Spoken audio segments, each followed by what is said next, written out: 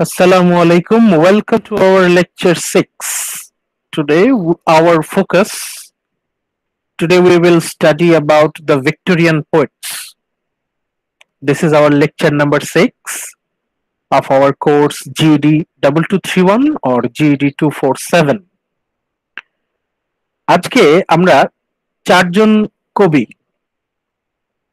কবি নিয়ে আমরা আলোচনা করব। এর মধ্যে দুইজন হচ্ছেন মেজর ভিক্টোরিয়ান পোয়েটস, ভিক্টোরিয়ান যুগের সবচেয়ে বড় দুইজন কবি, আর একই সাথে আমরা দুইজন মাইনর পোয়েটস নিয়ে আলোচনা করব। আমাদের আজকের স্লাইডের সমস্ত ইনফরমেশন সবকিছু কালেক্ট করা আছে হচ্ছে এই বইটা থেকে, English literature, history of English literature by William J Long. এর বই থেকে সব ইনফরমেশন। আশা করি অনেকেরই আপনাদের এই বইটা আছে, বইটা আপনারা কালেক্ট করে ফেলবেন। এটা কিন্তু আমাদের গুগল ক্লাসরুমে অ্যাভেলেবল, কোনো সমস্যা নাই। আর যদি খুঁজে পেতে সমস্যা হয় আমাকে জানাবেন, আমি লিংক দিয়ে দিব। স্যার আসসালামু আলাইকুম। ওয়ালাইকুম আসসালাম। আজকে আমরা শুরু করব টেনিসন কে দিয়ে, অ্যালফ্রেড টেনিসন। অ্যালফ্রেড টেনিসন, ওনার জন্ম 1809 সাল, মৃত্যু 1892। ভদ্রলোক বেশ অনেকদিন বেঁচে ছিলেন, অলমোস্ট 83 ইয়ার্স। আমাদের আজকের স্লাইডগুলোতে দেখবেন টেক্সট বেশি। আমরা ইচ্ছা করে ইন্টেনশনালি স্লাইডের টেক্সট বেশি রাখা আছে, যাতে আপনারা এখানেই আপনাদের অর্ধেক পড়া হয়ে যায়, অর্ধেক পড়া স্লাইডেই হয়ে যাবে, তারপর আমরা বইতে শিফট করব। অ্যালফ্রেড টেনিসন সম্পর্কে আমরা কিছু ইনফরমেশন জানি আস্তে আস্তে।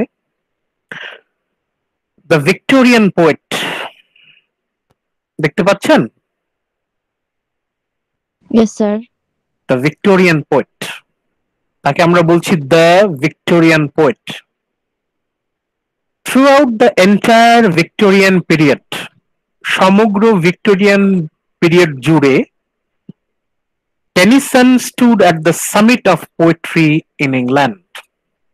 ইংল্যান্ডের সবচেয়ে প্রভাবশালী, সবচেয়ে গুরুত্বপূর্ণ কবির নাম যদি আমরা বলি, একদম গোটা ভিক্টোরিয়ান পিরিয়ড জুড়ে, যাকে আমরা একদম কেন্দ্রীয়, সেন্ট্রাল পোয়েট বলতে পারি, the most important poet, Alfred Tennyson. So, he stood at the summit of poetry in England. উনি কবিদের রাজা ছিলেন, রাজ কবি, পোয়েট লরিয়েট। এটা একটু পরে আমরা জানবো, পরের সেন্টেন্সে আছে। Not in vain was he appointed laureate in 1850. 1850 সালে Alfred Tennyson was appointed as poet laureate. Laureate মানে হচ্ছে রাজকবি। কুইন ভিক্টোরিয়ার যে রাজসভা, সেই সভায় অ্যালফ্রেড টেনিসন উনি একজন পার্মানেন্ট মেম্বার ছিলেন। হি ওয়াজ অ্যাপয়েন্টেড অ্যাজ রাজকবি, poet laureate. For nearly half a century, প্রায় 50 বছর, Tennyson was not only a man and a poet, শুধুমাত্র উনি একজন কবি ছিলেন না, হি ওয়াজ আ ভয়েস, উনি একজন বিশিষ্ট কণ্ঠস্বর। ভয়েস বলতে এখানে কি বোঝাচ্ছে? The voice of whole people, জনমানুষের কণ্ঠস্বর। মানে উনি হচ্ছেন representative of Victorian people, whole population. উনি সবার প্রতিনিধিত্ব করতেন। He was the voice of a whole Victorian society, মানে গোটা ভিক্টোরিয়ান পিপল সবাইকে উনি রিপ্রেজেন্ট করতেন। উনি ছিলেন সবার প্রতিনিধি এবং হি হ্যাড আ ভয়েস, ওনার কণ্ঠস্বরে সবাই অনুপ্রাণিত হতো। Expressing in exquisite melody their doubts and their faith, their griefs and their triumphs. দেখেন বোল্ড করা আছে, মানে এটা আমাদের মাথায় রাখতে হবে। কেন আমরা বলছি অ্যালফ্রেড টেনিসন একজন বিশিষ্ট কবি, ওই সময়কার সবচেয়ে প্রধান, সবচেয়ে গুরুত্বপূর্ণ কবি? কারণ he is the representative of Victorian people. কিভাবে? এই লাইনটাতে লেখা আছে, আমি হাইলাইট করেছি, আপনারা দেখেন, কাগজ কলম থাকলে লিখে রাখেন। এক্সপ্রেসিং ইন এক্সকুইজিট মেলোডি, মানে উনার চমৎকার ছন্দময় কবিতায় হি এক্সপ্রেসড দেয়ার ডাউট। কাদের? ভিক্টোরিয়ান পিপল, সাধারণ মানুষ, আপামর জনসাধারণের ডাউটস। ডাউট আপনারা তো জানেন ডাউট মানে কি। ডাউট মানে হচ্ছে সন্দেহ। ডাউট মানে, এটা তো আপনারা জানেন, ডাউট হচ্ছে আমাদের একটা খুবই কমন একটা শব্দ। ডাউট সন্দেহ, অ্যান্ড দেয়ার ফেথ তাদের বিশ্বাস, দেয়ার গ্রিফস তাদের দুঃখ কষ্ট, অ্যান্ড দেয়ার ট্রায়াম্পস এবং তাদের বিজয়। অ্যালফ্রেড টেনিসনের কবিতায় আমরা ভিক্টোরিয়ান পিপলদের doubts, faith, griefs and triumphs এর বর্ণনা পাই। এজন্য আমরা বলছি হি ইজ দ্য রিপ্রেজেন্টেটিভ, প্রতিনিধি। কাদের প্রতিনিধি? Of Victorian people. তাহলে এই সেন্টেন্সটা হচ্ছে আমাদের ফার্স্ট প্যারাগ্রাফের সবচেয়ে গুরুত্বপূর্ণ সেন্টেন্স।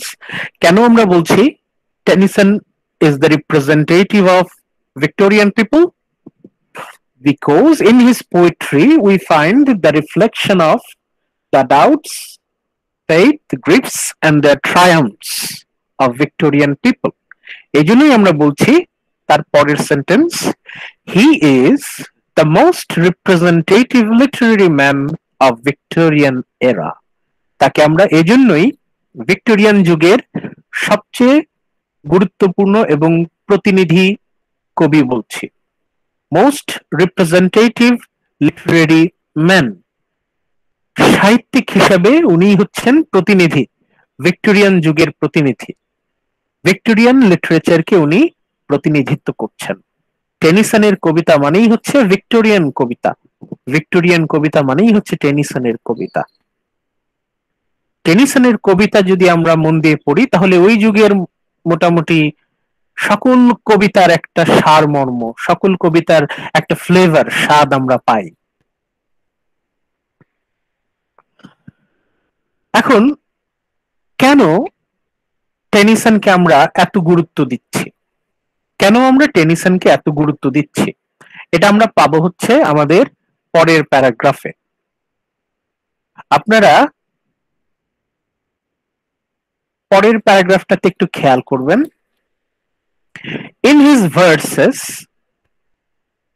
ভার্স বলতে আমরা এখানে কবিতা বুঝি, কবিতার লাইন, কবিতার ভাষা। In his verses, in Tennyson's poetry we find the dreaminess of Spenser. Spenser Elizabethan পিরিয়ডের একজন গুরুত্বপূর্ণ কবি। স্পেন্সার হচ্ছেন শেক্সপিয়ারের সমসাময়িক। Spenser, Edmund Spenser. তার মধ্যে স্পেন্সারের যে স্বপ্নময়তা, স্পেন্সারের কবিতায় একটা স্বপ্ন আবহর সৃষ্টি হতো।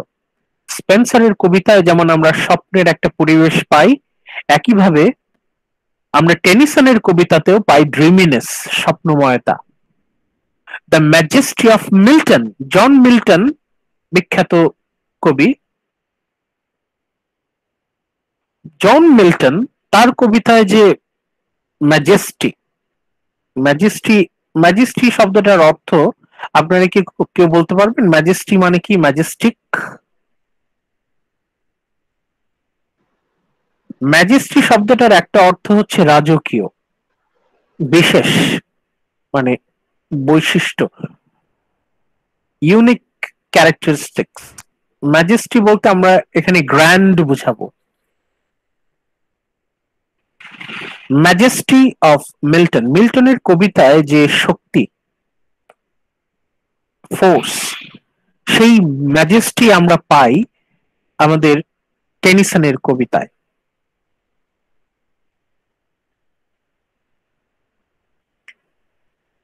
The natural simplicity of Wordsworth. আমরা অলরেডি ওয়ার্ডসওয়ার্থ সম্পর্কে জানি। In romantic literature we have discussed about Wordsworth. ওয়ার্ডসওয়ার্থের কবিতায় যেমন সারল্য, সরলতা, একইভাবে আমরা টেনিসনের কবিতাতেও পাই সিম্পলিসিটি, সারল্য। The fantasy of Blake and Coleridge. Blake কোলরিজের কবিতায় যেমন একটা ফ্যান্টাস্টিক এনভায়রনমেন্ট ক্রিয়েট হয়, অতি প্রাকৃত পরিবেশ, কল্পনা, অতি বাস্তবতার মিশেল, fantasy. The fantasy of Blake and Coleridge. Coleridge, Blake, তাদের কবিতায় যেমন একটা রহস্যময়তা, অতি প্রাকৃত পরিবেশ আমরা পাই, একইভাবে আমাদের টেনিসনের কবিতাতেও আমরা পাই ফ্যান্টাসি। টেনিসনের কবিতা পড়তে পড়তে we can enter into the world of fantasy. The melody of Keats and Shelley. John Keats আমরা বলি the purest romantic poet, Shelley the rebel poet. এদের কবিতায় আমরা যেমন অপূর্ব মেলোডি, অপূর্ব ছন্দ পাই, আমরা টেনিসনের কবিতাতেও পাই। The narrative vigour of Scott and Byron. Scott, Byron, তাদের কবিতায় যেমন চমৎকার গল্প ফুটে উঠত। গল্প বলার শ্রেষ্ঠত্বের জন্য স্কট, বায়রন তাদেরকে আমরা স্মরণ করি। তাদের কবিতায় আমরা খুব সুন্দর ন্যারেটিভ স্টোরি পাই। কবিতা পড়তে পড়তে আমাদের চোখের সামনে ছবি ভেসে ওঠে, আমরা একটা গল্পের মধ্যে ঢুকে যাই। তাহলে এই সবার একটা ছায়া, এই সবার ছায়া Spenser, Milton, Wordsworth, Blake, Coleridge, Keats, Shelley, এই সবার ছায়া আমরা পাই অ্যালফ্রেড টেনিসনের মধ্যে। অল দিস স্ট্রাইকিং কোয়ালিটিস, এই সমস্ত বিশেষ বৈশিষ্ট্য আর এভিডেন্ট, লক্ষণীয়, আমরা দেখতে পাচ্ছি কোথায়? On successive pages of Tennyson's poetry. টেনিসনের কবিতার পাতায় পাতায় আমরা তাদেরকে দেখতে পাই। কাদের দেখতে পাই? Spenser, Edmund Spenser, John Milton, William Wordsworth, William Blake, S T. Coleridge, John Keats, Percy Bysshe Shelley. এদের সবার একটা প্রভাব, সবার ছায়া আমরা পাই in Tennyson's poetry. In reflecting the restless spirit of his progressive age, Tennyson is as remarkable as Pope. শেষের লাইনটায় আমরা আরেকটা গুরুত্বপূর্ণ তথ্য পাচ্ছি। In reflecting the restless spirit of this progressive age. Progressive age বলতে ভিক্টোরিয়ান পিরিয়ড। ভিক্টোরিয়ান পিরিয়ডের যে একটা অস্থিরতা, আমরা গত ক্লাসে পড়লাম 5টা কনফ্লিক্ট ছিল। কেউ কি বলতে পারবেন 5টা কনফ্লিক্ট কি কি? নাম্বার 1 ছিল মোরাল কনফ্লিক্ট, মোরালিটি নিয়ে কনফ্লিক্ট। নাম্বার 2 ছিল science and technology related conflict. Then being realistic science and religion. ফ্রিতে মেবি সায়েন্স এন্ড টেকনোলজি ছিল। হ্যাঁ হ্যাঁ হ্যাঁ। women and their right related conflict। তার মানে ওই সময়টা ছিল একটা অস্থির সময়। ভিক্টোরিয়ান পিরিয়ড ওয়াজ রেস্টলেস। এখন সেই সমাজের, সেই যুগের যে অস্থিরতা, রেস্টলেস স্পিরিট, এই স্পিরিটটাকে উনি কবিতায় তুলে ধরতে চাচ্ছেন। টেনিসন চাচ্ছেন উনার কবিতায় এই যে the restless spirit of Victorian society, এটা উঠে আসুক। In reflecting the restless spirit of this progressive age, Tennyson এত সুন্দরভাবে, এত চমৎকার ভাবে ভিক্টোরিয়ান স্পিরিটটাকে রিফ্লেক্ট করলেন তার কবিতায়। তার কবিতায় খুব সুন্দর করে অনবদ্য ভঙ্গিমায় Victorian spirit was reflected in Tennyson's poetry. সেই স্কিলটা যদি আমরা মাথায় রাখি, তাহলে Tennyson is as remarkable as Pope. টেনিসনের যে কৃতিত্ব তার সাথে আমরা পোপের কৃতিত্বের তুলনা করতে পারি। এই পোপ, POPE, উনি হচ্ছেন স্যার আলেকজান্ডার পোপ। উনি হচ্ছেন নিউ ক্লাসিক্যাল পিরিয়ডের সবচেয়ে গুরুত্বপূর্ণ কবি। আমরা বলছি ভিক্টোরিয়ান পিরিয়ড, প্রথম তার আগে পড়েছি রোমান্টিক পিরিয়ড, তার আগে আমরা একটু হালকা আলোচনা করেছি new classical period, 18th century. সেই নিউ ক্লাসিক্যাল পিরিয়ড এর মানে হচ্ছে ওয়ার্ডসওয়ার্থের আগের যুগ, ওয়ার্ডসওয়ার্থ, কোলরিজ, তাদের আগের যুগটা নিউ ক্লাসিক্যাল পিরিয়ড। সেই পিরিয়ডের সবচেয়ে গুরুত্বপূর্ণ কবি ছিলেন স্যার আলেকজান্ডার পোপ। এই পোপ যেরকম গুরুত্বপূর্ণ ছিলেন নিউ ক্লাসিক্যাল পিরিয়ডে, ভিক্টোরিয়ান পিরিয়ডে ঠিক ততখানি গুরুত্বপূর্ণ হচ্ছেন আমাদের আলফ্রেড টেনিসন। কিভাবে? In voicing the artificiality of the early 18th century. Pope কি করেছিলেন? Pope reflected the artificiality of the early 18th century in his poetry.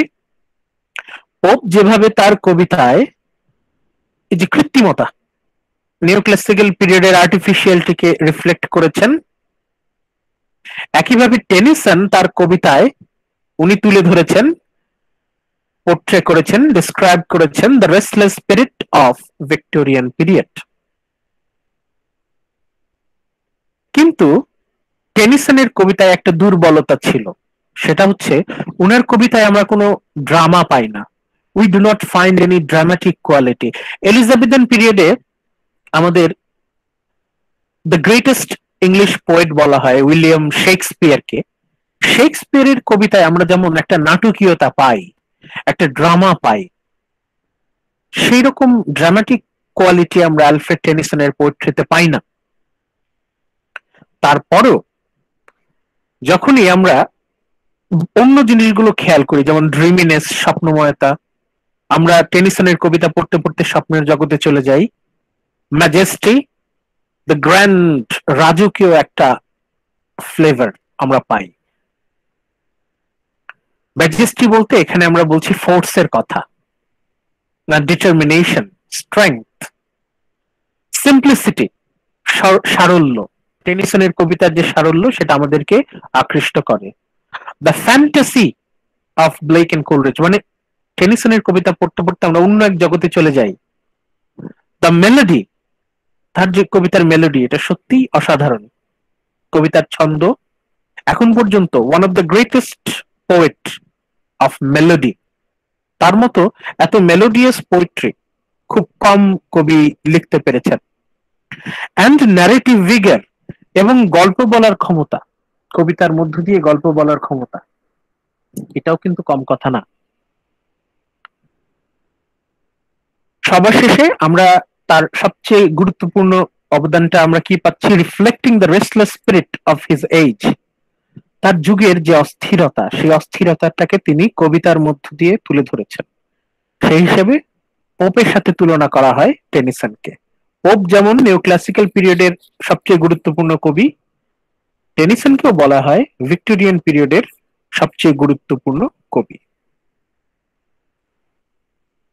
আমাদের এই সমস্ত ইনফরমেশন নেওয়া হয়েছে উইলিয়াম জে লং এর বই থেকে। এখানে আমাদের অর্ধেক ইনফরমেশন আছে, বাকিটা আপনারা বই থেকে পড়বেন। এরপর আমরা টেনিসন সম্পর্কে নেক্সট স্লাইডে আরো আলোচনা আছে, আমরা নেক্সট স্লাইডে যাই। আপনারা কি দেখতে পাচ্ছেন? জি স্যার। হ্যাঁ, this is our third slide. Thank you very much for responding.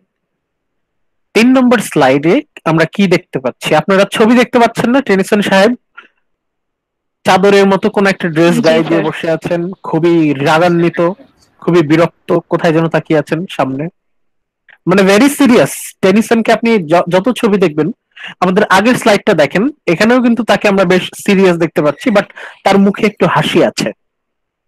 পরের ছবিটাতে আমরা অতটা হাসি দেখতে পাচ্ছি না। টেনিসন আদতেই একজন খুবই সিরিয়াস মানুষ ছিলেন, ভেরি ভেরি সিরিয়াস। আর উনি ছিলেন রাজকবি, পোয়েট লরিয়েট। 50 বছর উনি ছিলেন রাজকবি, the chief poet of England. আমরা যদি বলতে চাই the leader poet, the leader poet.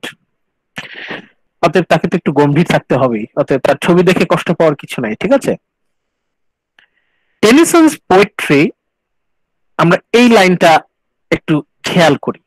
প্রথম লাইনটা, টেনিসনের কবিতা ইজ টু বি ইটারনালি ইয়াং, মানে তার কবিতার মধ্যে একটা তারুণ্য আছে, একটা প্রাণ আছে। মানে উনার কবিতা বোরিং, মানে একদম লাইফলেস না, ইটারনালি young.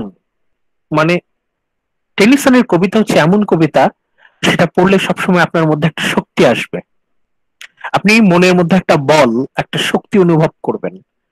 His poetry is eternally young. To find every morning a new world, fresh, wonderful, inspiring. মানে তার কবিতা আমাদেরকে নতুন এক পৃথিবীতে নিয়ে যায়, a new world, a fresh, wonderful. সবকিছু আমরা খুবই মানে সতেজ ভাবে দেখতে পাই, তরতাজা। ওয়ান্ডারফুল, ইন্সপায়ারিং, মানে টেনিসনের কবিতা আমাদেরকে অনুপ্রেরণা দেয়, to do something new, to think fresh, to create something wonderful. আমরা ইন্সপায়ার্ড হই এবং আমরা ইন্সপায়ার্ড করি। মানে টেনিসনের কবিতা আমাদেরকে মনের মধ্যে অনুপ্রেরণা দেয়। We are inspired, we are inspired to do something fresh, something new. এই যে ইটারনালি ইয়াং, এই যে চিরন্তন তারুণ্য, চিরতরুণ, টেনিসনের কবিতা হচ্ছে চিরতরুণ।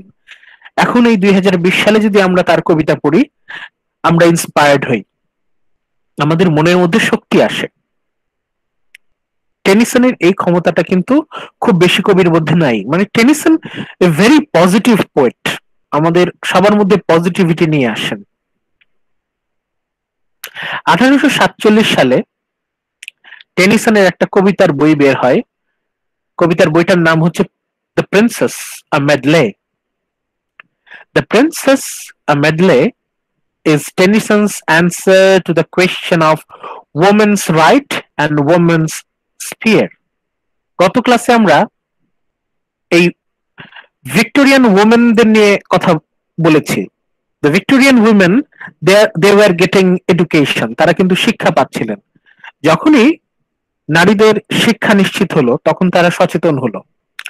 তারা বলল যে তাদের পলিটিক্যাল রাইটস প্রয়োজন, তাদের সম্পত্তির অধিকার চাই, তাদের চিলড্রেন, বাচ্চার পালনের অধিকার, ডিভোর্স দেওয়ার অধিকার, একই সাথে তারা ভোটাধিকারও চাচ্ছে।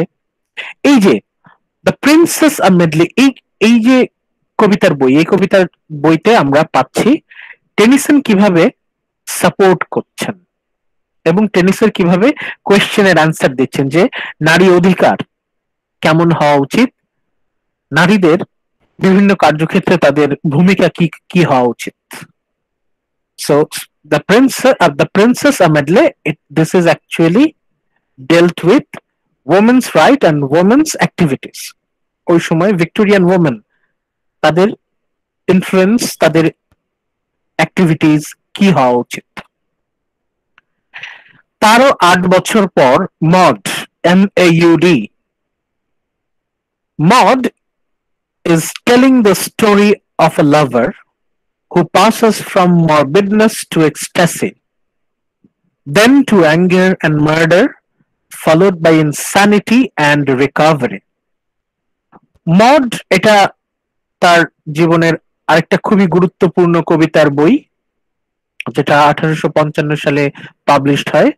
তখন তার বয়স আমরা দেখতে পাই, তার জন্ম হচ্ছে 1809, 1850, মানে উনি 46 বছর বয়সে, in 46 years old he published this Maud. Maud, এই কবিতার বইটা কেন গুরুত্বপূর্ণ? কারণ এখানে this is story of a lover, আমরা একজন প্রেমিকের গল্প পাই এখানে, who passes from morbidness to ecstasy. Morbidness অর্থ কেউ বলতে পারবেন? Morbidness মানে কি?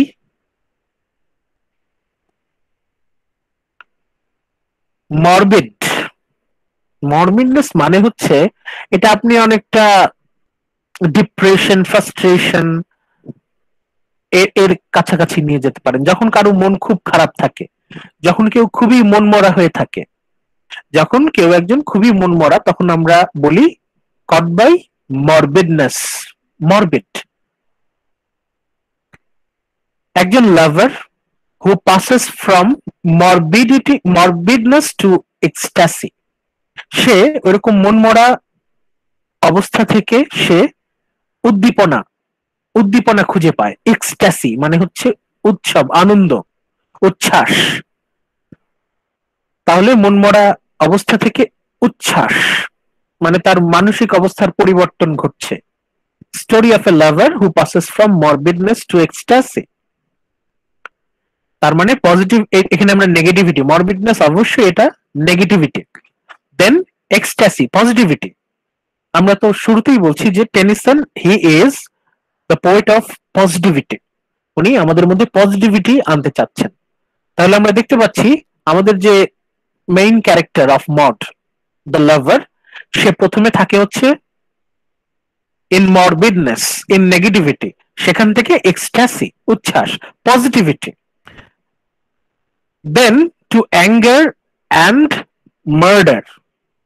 এক্সট্যাসি থেকে তারপর সে এতটাই অতিরিক্ত এক্সাইটেড হয়ে যায়, our lover is driven to anger, সেখান থেকে তার মধ্যে রাগ, মার্ডার খুন করার ইচ্ছা, এই যে হত্যা করার ইচ্ছা, মার্ডার, ফলোড বাই ইনস্যানিটি, এবং পাগলামি, তার মধ্যে যে পাগলামির আবহ তৈরি হয়, ইনস্যানিটি অ্যান্ড রিকভারি। এরপরে সে সেরে ওঠে আস্তে আস্তে, সে আস্তে আস্তে সেরে ওঠে, মানে ফাইনালি আবার কিন্তু আমরা পজিটিভিটিতে ফেরত আসছি।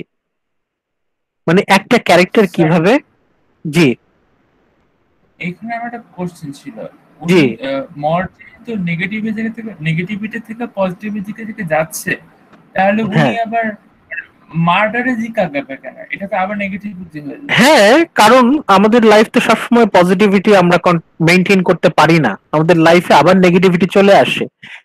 আমাদের লাইফে it just take one moment, এক মুহূর্ত, এক মুহূর্তের একটা দুর্ঘটনা আপনাকে এক্সট্যাসি থেকে অ্যাঙ্গারে নিয়ে যেতে পারে। আমাদের মধ্যে যখন অতিরিক্ত উচ্ছ্বাস কাজ করে তখন একটা মুহূর্ত লাগে আপনার পজিটিভিটিকে নেগেটিভিটিতে কনভার্ট করতে, কারণ আমাদের তো রিয়েলিটি খুবই ব্রুটাল।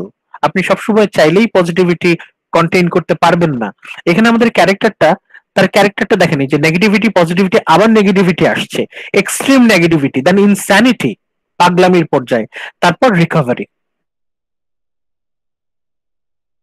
আবার সে ফেরত আসছে। Our main character is returning, সে কিন্তু আবার ফেরত আসছে। এই যে এত স্ট্রাগল, অ্যাঙ্গার, মার্ডার, ইনস্যানিটি, এগুলো কিন্তু মেন্টাল স্ট্রাগল, যে after mental struggle our protagonist, আমাদের যে নায়ক, main character lover, return to recovery, সে আস্তে আস্তে আবার সেরে উঠছে। এই রিকভারি বলতে এটা স্পেশালি মেন্টাল রিকভারি, সে মানসিকভাবে সুস্থ হয়ে উঠছে। এই যে মানসিক সুস্থতা, পজিটিভিটি, এই জায়গায় কিন্তু টেনিসন ফোকাস করছেন। এরপর টেনিসনের জীবনের সবচেয়ে শ্রেষ্ঠ কাজ, তার যে কাজটার জন্য সে সবচেয়ে বেশি সম্মানিত, সেই কবিতার বইটার নাম হচ্ছে ইন মেমোরিয়াম। ইন মেমোরিয়াম, মেমোরিয়াম শব্দটা এসেছে হচ্ছে মেমোরি থেকে, স্মৃতি থেকে। এই বইটার বিষয়বস্তু কি? টেনিসনস profound personal grief at the death of his friend Hallam. হ্যালাম নামে টেনিসনের একজন খুব ঘনিষ্ঠ কাছের বন্ধু ছিল। হ্যালাম, HALLAM, হ্যালাম। এই হ্যালাম উনি যখন মৃত্যুবরণ করেন, তার মৃত্যুর পর প্রচন্ড শোকে, প্রচন্ড দুঃখে তাকে স্মরণ করে তিনি এই কবিতার বইটা উৎসর্গ করেন, তাকে নিয়ে এই সমস্ত কবিতা। His grief became less personal. প্রথমে তার যে দুঃখটা এটা থাকে হচ্ছে personal grief. His grief became less personal. আস্তে আস্তে সেটা কি হয়? And the greater grief of humanity, mourning for its dead. আস্তে আস্তে সে নিজের শোকটা কাটিয়ে ওঠে। পার্সোনাল গ্রিফ থেকে আস্তে আস্তে the greater grief of humanity, সম্পূর্ণ মানবতা। টেনিসন যখনই তার বন্ধুর মৃত্যুর কথা স্মরণ করে কষ্ট পাচ্ছেন, আস্তে আস্তে তিনি মনে করছেন সমগ্র মানবতার দুঃখ, শুধুমাত্র তার বন্ধুই তো মৃত্যুবরণ করে নাই, আরো অনেক মানুষ মারা গেছে। শুধু এই যে মৃত্যুর দুঃখ শুধুমাত্র তার একার না, পৃথিবীতে হাজার হাজার মানুষ কিন্তু এই দুঃখ কষ্ট অনুভব করছে। যখনই টেনিসন সেই সমগ্র মানব জাতির দুঃখের কথা বলছেন, when he is talking about the greater grief of humanity, তখন কিন্তু আস্তে আস্তে তার কষ্টটা কমে যাচ্ছে। টেনিসন যখন অন্যদের দুঃখের কথাও অ্যাকনলেজ করছেন, স্বীকার করছেন, মর্নিং ফর ইটস ডেড, পৃথিবীতে প্রতিদিন হাজার হাজার মানুষ মৃত্যুবরণ করে, এই হাজার হাজার মানুষের জন্য হাজার হাজার মানুষ তারা কাঁদে, তারা দুঃখ পায়।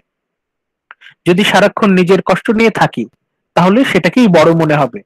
টেনিসন যখনই চিন্তা করছেন the humanity, the greater grief, আরো বড় কষ্ট, তার থেকেও নিশ্চয়ই আরো বড় বড় দুঃখ মানুষের আছে, যখনই সেই কথাটি উনি মনে করছেন তখন কিন্তু তার কষ্টটা কমে যাচ্ছে। and questioning its immortality, এবং সে চিন্তা করছে আসলে মানুষ তো মৃত্যুবরণ করলেই শেষ হয়ে যায় তা না, মানুষ আসলে ইমর্টাল। এটা আমরা সাইকোলজিক্যাল ইমর্টালিটির কথা এখানে আসছে। আরো স্পেশালি বলতে গেলে the immortality of human love is the theme of the poem. আমাদের ইন মেমোরিয়াম এই যে কবিতা, এই পুরো পুরো বইটাই হচ্ছে একটা কবিতা, অনেক বড় বিশাল কবিতা, একটা কবিতা দিয়েই একটা বই। এই কবিতার থিম কি? What is the central focus theme? The immortality of human love. আমরা যদি কাউকে সত্যিকার অর্থে ভালোবাসতে পারি তাহলে সেই মানুষ কখনো মৃত্যুবরণ করে না, সেই মানুষ সবসময় আমাদের মধ্যে জীবিত থাকে। আমরাও বেঁচে থাকবো অনন্তকাল যদি আমাদেরকে কেউ ভালোবাসে, আমাদের কেউ যদি মনে রাখে। তাই ইন মেমোরিয়ামে আমরা দেখতে পাচ্ছি human love turn us immortal. The immortality of human love is the theme of the poem. মানুষের ভালোবাসা কখনো শেষ হয় না, মানুষের ভালোবাসার মাধ্যমে মানুষ বেঁচে থাকে মানুষের মনে। এটাই হচ্ছে ইন মেমোরিয়াম কবিতার বিষয়বস্তু। যখনই আমরা এই কথাটা মনে রাখবো তখন কিন্তু আমাদের দুঃখ কিন্তু কমে যাবে, আমাদের মনের মধ্যে কিন্তু অন্যরকম একটা সাহস আসবে। এই যে পজিটিভিটি, এই যে পজিটিভিটির বিষয়টা, এটাই হচ্ছে টেনিসনের কবিতার অন্যতম গুরুত্বপূর্ণ বিষয়। এরপর the Idylls of the Kings, তার আরেকটা জনপ্রিয় কবিতার বই ইডিলস অফ দ্য কিং। এটার জেনারেল সাবজেক্ট কি? ইডিলস অফ দ্য কিং এই কবিতার বইয়ের বিষয়বস্তু হচ্ছে the Celtic legends of king Arthur. এটা আপনারা অনেকেই জানেন। কিং আর্থারের এটা অনেক বিখ্যাত একটা রূপকথা, ফেবল, এটা নিয়ে প্রচুর রূপকথা আছে। কিং আর্থার, গুইনেভের, ল্যান্সেলট, তাদের গল্প। ব্রিটেনের রূপকথায় কিং আর্থার অনেক গুরুত্বপূর্ণ একটা ক্যারেক্টার। সেই ক্যারেক্টার আর তার রাউন্ড টেবিল এবং তার যে নাইটস, তার যে সেনাপতিদের নিয়ে তার যে গল্প, এই গল্পের অবলম্বনে টেনিসন লিখেছেন the Idylls of the Kings. এবং এটা বিশেষ করে যারা কম বয়সী তাদের কাছে বেশ জনপ্রিয়। মানে এটা হচ্ছে ব্রিটেনের যে ফেরিটেল, ওদের যে লেজেন্ড, ওদের এই লেজেন্ডটাকে উনি সেলিব্রেট করেছেন, অ্যাপ্রিসিয়েট করেছেন। আমাদের রূপকথার ভিত্তিতে যেমন বড় বড় কবিরা বড় বড় নাটক লিখেন, গল্প লিখেন, একইভাবে সেই ব্রিটেনের একটা রূপকথা, কিংবদন্তি কিং আর্থার, সেই কিং আর্থার আর তার সহযোগীদের এক্সাইটিং অ্যাডভেঞ্চার নিয়ে টেনিসনের কবিতার বই the Idylls of the King. Tennyson's theme is the reign of order. আচ্ছা, টেনিসনের তার কবিতায় কি বলার চেষ্টা করেছেন? টেনিসন তার কবিতায় বলার চেষ্টা করেছেন, এতক্ষণ তো আমরা দেখলাম পজিটিভিটি। এখন পজিটিভিটি তো এমনি এমনি আসবে না। Human being, we are naturally chaotic.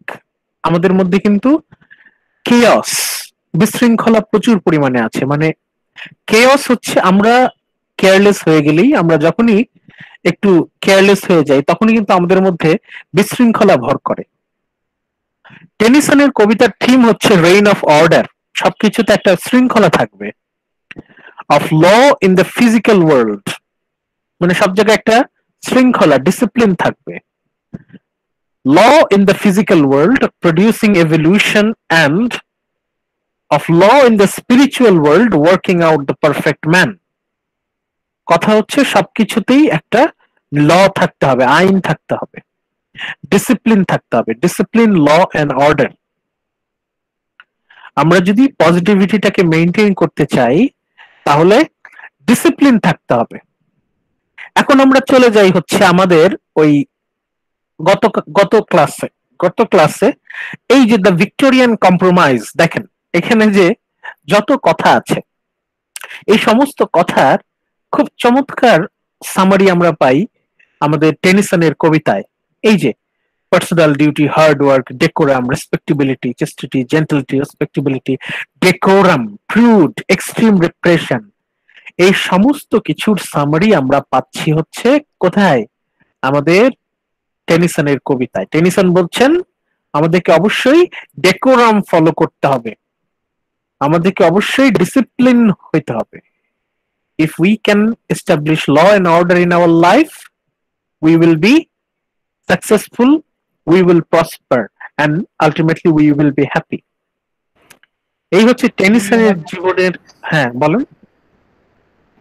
বললাম sir, we will have positiveness if we follow discipline. হ্যাঁ, ডিসিপ্লিন, এটা হচ্ছে টেনিসনের কথা। এখন আপনি এটাতে অবশ্যই ডিসএগ্রি করার, ডিবেট করার আপনার অধিকার আছে, কিন্তু এই জায়গায় টেনিসনের কথাটা আমরা আগে শুনছি যে আসলে ভদ্রলোক কি বলতে চাচ্ছেন। ভদ্রলোক কিন্তু এই যে ভিক্টোরিয়ান আইডিয়াল, ভিক্টোরিয়ান স্পিরিট, সেটাকেই উনি ফলো করছেন। Decorum, discipline, respectability, personal duty, responsibility, মানে if we are responsible we will be successful, if we are disciplined we will bring positivity, we will be happy. এই হচ্ছে টেনিসনের কথা। টেনিসনের সব কবিতায় উনি এই কথাই বলার চেষ্টা করছেন যে we should maintain law and order in our life, we should maintain decorum, discipline. অতএব আমরা বলতে পারি নিঃসন্দেহে Tennyson is the most important Victorian poet. Victorian spirit যারা অ্যাডভোকেট করছেন, যারা প্রচার করছেন, তাদের মধ্যে টেনিসন হচ্ছেন সবচেয়ে বেশি গুরুত্বপূর্ণ। ভিক্টোরিয়ান স্পিরিটটাকে এত চমৎকার ভাবে আর কোনো কবি উপস্থাপন করতে পারেন নাই। Tennyson is the strongest and most important Victorian poet. দেখেন আমি কিন্তু বারবার বলছি ভিক্টোরিয়ান পোয়েট, ভিক্টোরিয়ান পোয়েট, আমি কিন্তু শুধু পোয়েট বলছি না, কারণ আলফ্রেড টেনিসনের কিছু সীমাবদ্ধতা আছে। কি সীমাবদ্ধতা এটা আপনারা পরবর্তীতে বুঝতে পারবেন। আমরা আমাদের দ্বিতীয় গুরুত্বপূর্ণ কবির জীবনে চলে যাই। টেনিসন যদি হয় সবচেয়ে গুরুত্বপূর্ণ Victorian poet, our second most important Victorian poet is Robert Browning. Robert Browning, R-O-B-E-R-T, Robert Browning, brown তার সাথে আইএনজি। ওকে, আমাদের টেনিসন উনি জন্মগ্রহণ করেছিলেন 1809 সালে, ব্রাউনিং এর জন্ম 1812 সালে, মানে উনি 3 বছরের ছোট, উনি 3 বছর পরে জন্মগ্রহণ করেছেন। আর টেনিসনের মৃত্যু হচ্ছে 1892, আর ব্রাউনিং এর মৃত্যু হচ্ছে 1889, 3 বছর আগে। মানে রবার্ট ব্রাউনিং 3 বছর পরে জন্মগ্রহণ করেছেন টেনিসনের, আর 3 বছর আগে মৃত্যুবরণ করেছেন। 3 বছর পরে তার জন্ম, 3 বছর আগে তার মৃত্যু। তাহলে ব্রাউনিং তার চেয়ে in total 6 year short lifetime he got. Robert Browning তার থেকে 6 বছর কম পেয়েছেন ক্যারিয়ারে, বাট ইন্টেলেকচুয়ালি রবার্ট ব্রাউনিং টেনিসনের থেকে কিছু কিছু ক্ষেত্রে উনি এগিয়ে। কিছু কিছু জায়গায় রবার্ট ব্রাউনিং এর গুরুত্ব টেনিসনের থেকেও বেশি। সেই জায়গাগুলো কি আমরা আস্তে আস্তে জানি। Let's start with our first point. Highlight করছি, আপনারা খেয়াল করেন।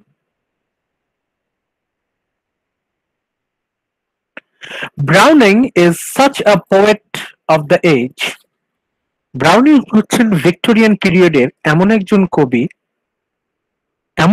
কবি after 30 years of continuous work, যার 30 বছরের অধ্যবসায়, 30 বছর উনি শুধু মন দিয়ে সাহিত্য চর্চা করেছেন, উনি 30 বছর সাধনা করেছেন কবিতার জন্য। Browning is such a poet, এমন একজন কবি যার 30 বছরের সাধনা, after 30 years of continuous work, was finally recognized and placed beside Tennyson.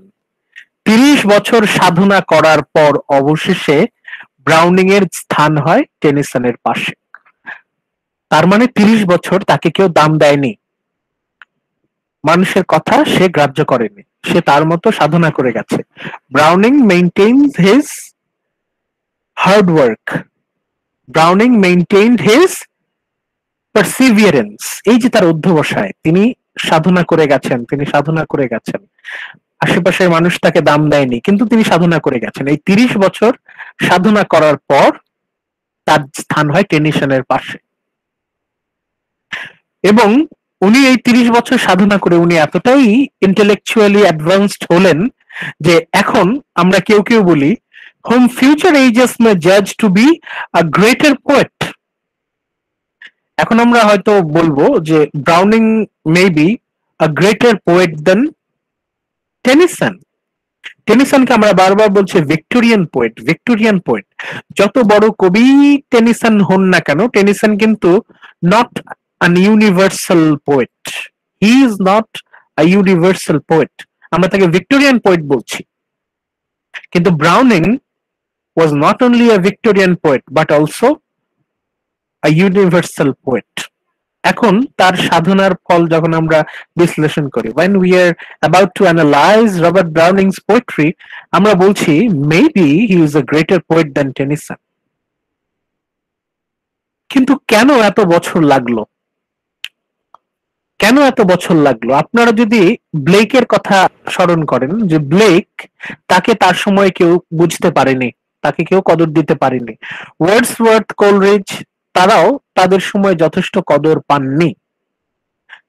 John Keats, তাকেও কিন্তু তার সময় কেউ কদর করেনি।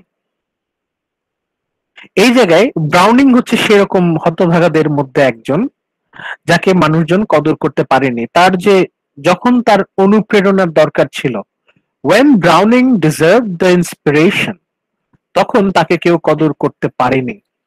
কেন?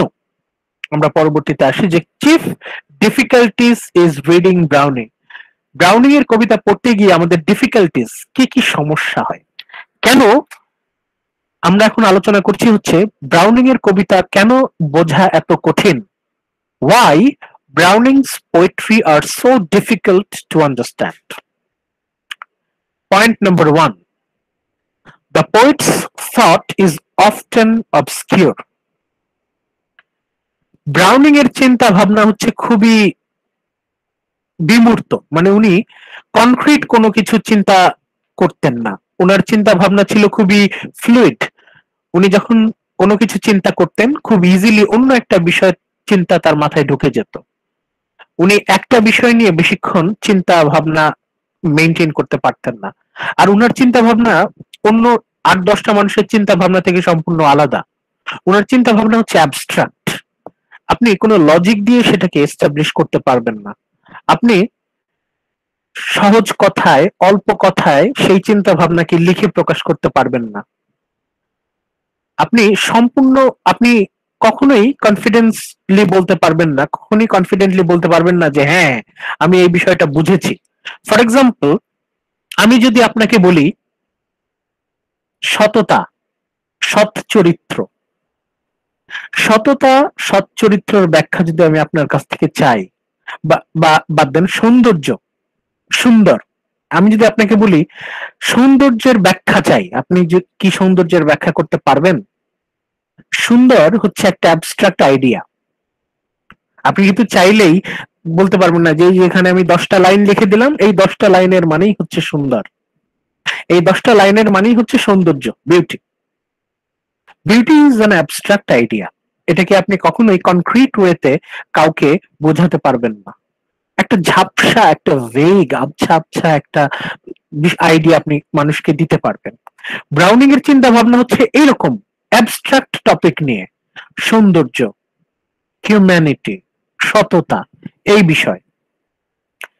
ব্রাউনিং এর চিন্তা ভাবনা হচ্ছে এরকম অবস্কিউর, আপনি এগুলোকে কনক্রিট ওয়েতে কাউকে বুঝাতে পারবেন না, আপনি একটা কনক্রিট একটা আকারে আপনি নিয়ে আসতে পারবেন না।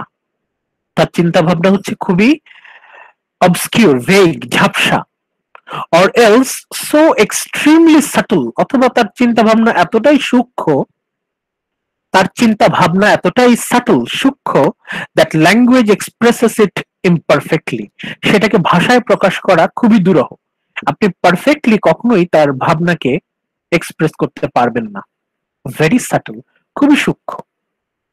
মানে উনার চিন্তা ভাবনা এতটাই জটিল যে সেটাকে ভাষায় প্রকাশ করা খুব কঠিন।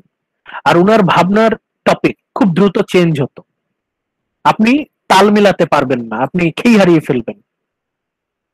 এটা হচ্ছে একটা কারণ, তার চিন্তা ভাবনা হচ্ছে খুবই অবস্কিউর, খুবই ঝাপসা, সেটাকে ভাষায় প্রকাশ করা, একদম ক্লিয়ারলি লেখাটা ইম্পসিবল, পারফেক্টলি কখনোই আসবে না, সেটা সবসময় ইমপারফেক্ট হবে।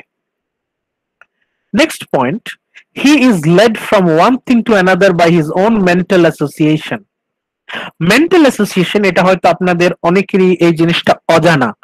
মেন্টাল অ্যাসোসিয়েশন মানে কি? কেউ কি বলতে পারবেন মেন্টাল অ্যাসোসিয়েশন মানে কি?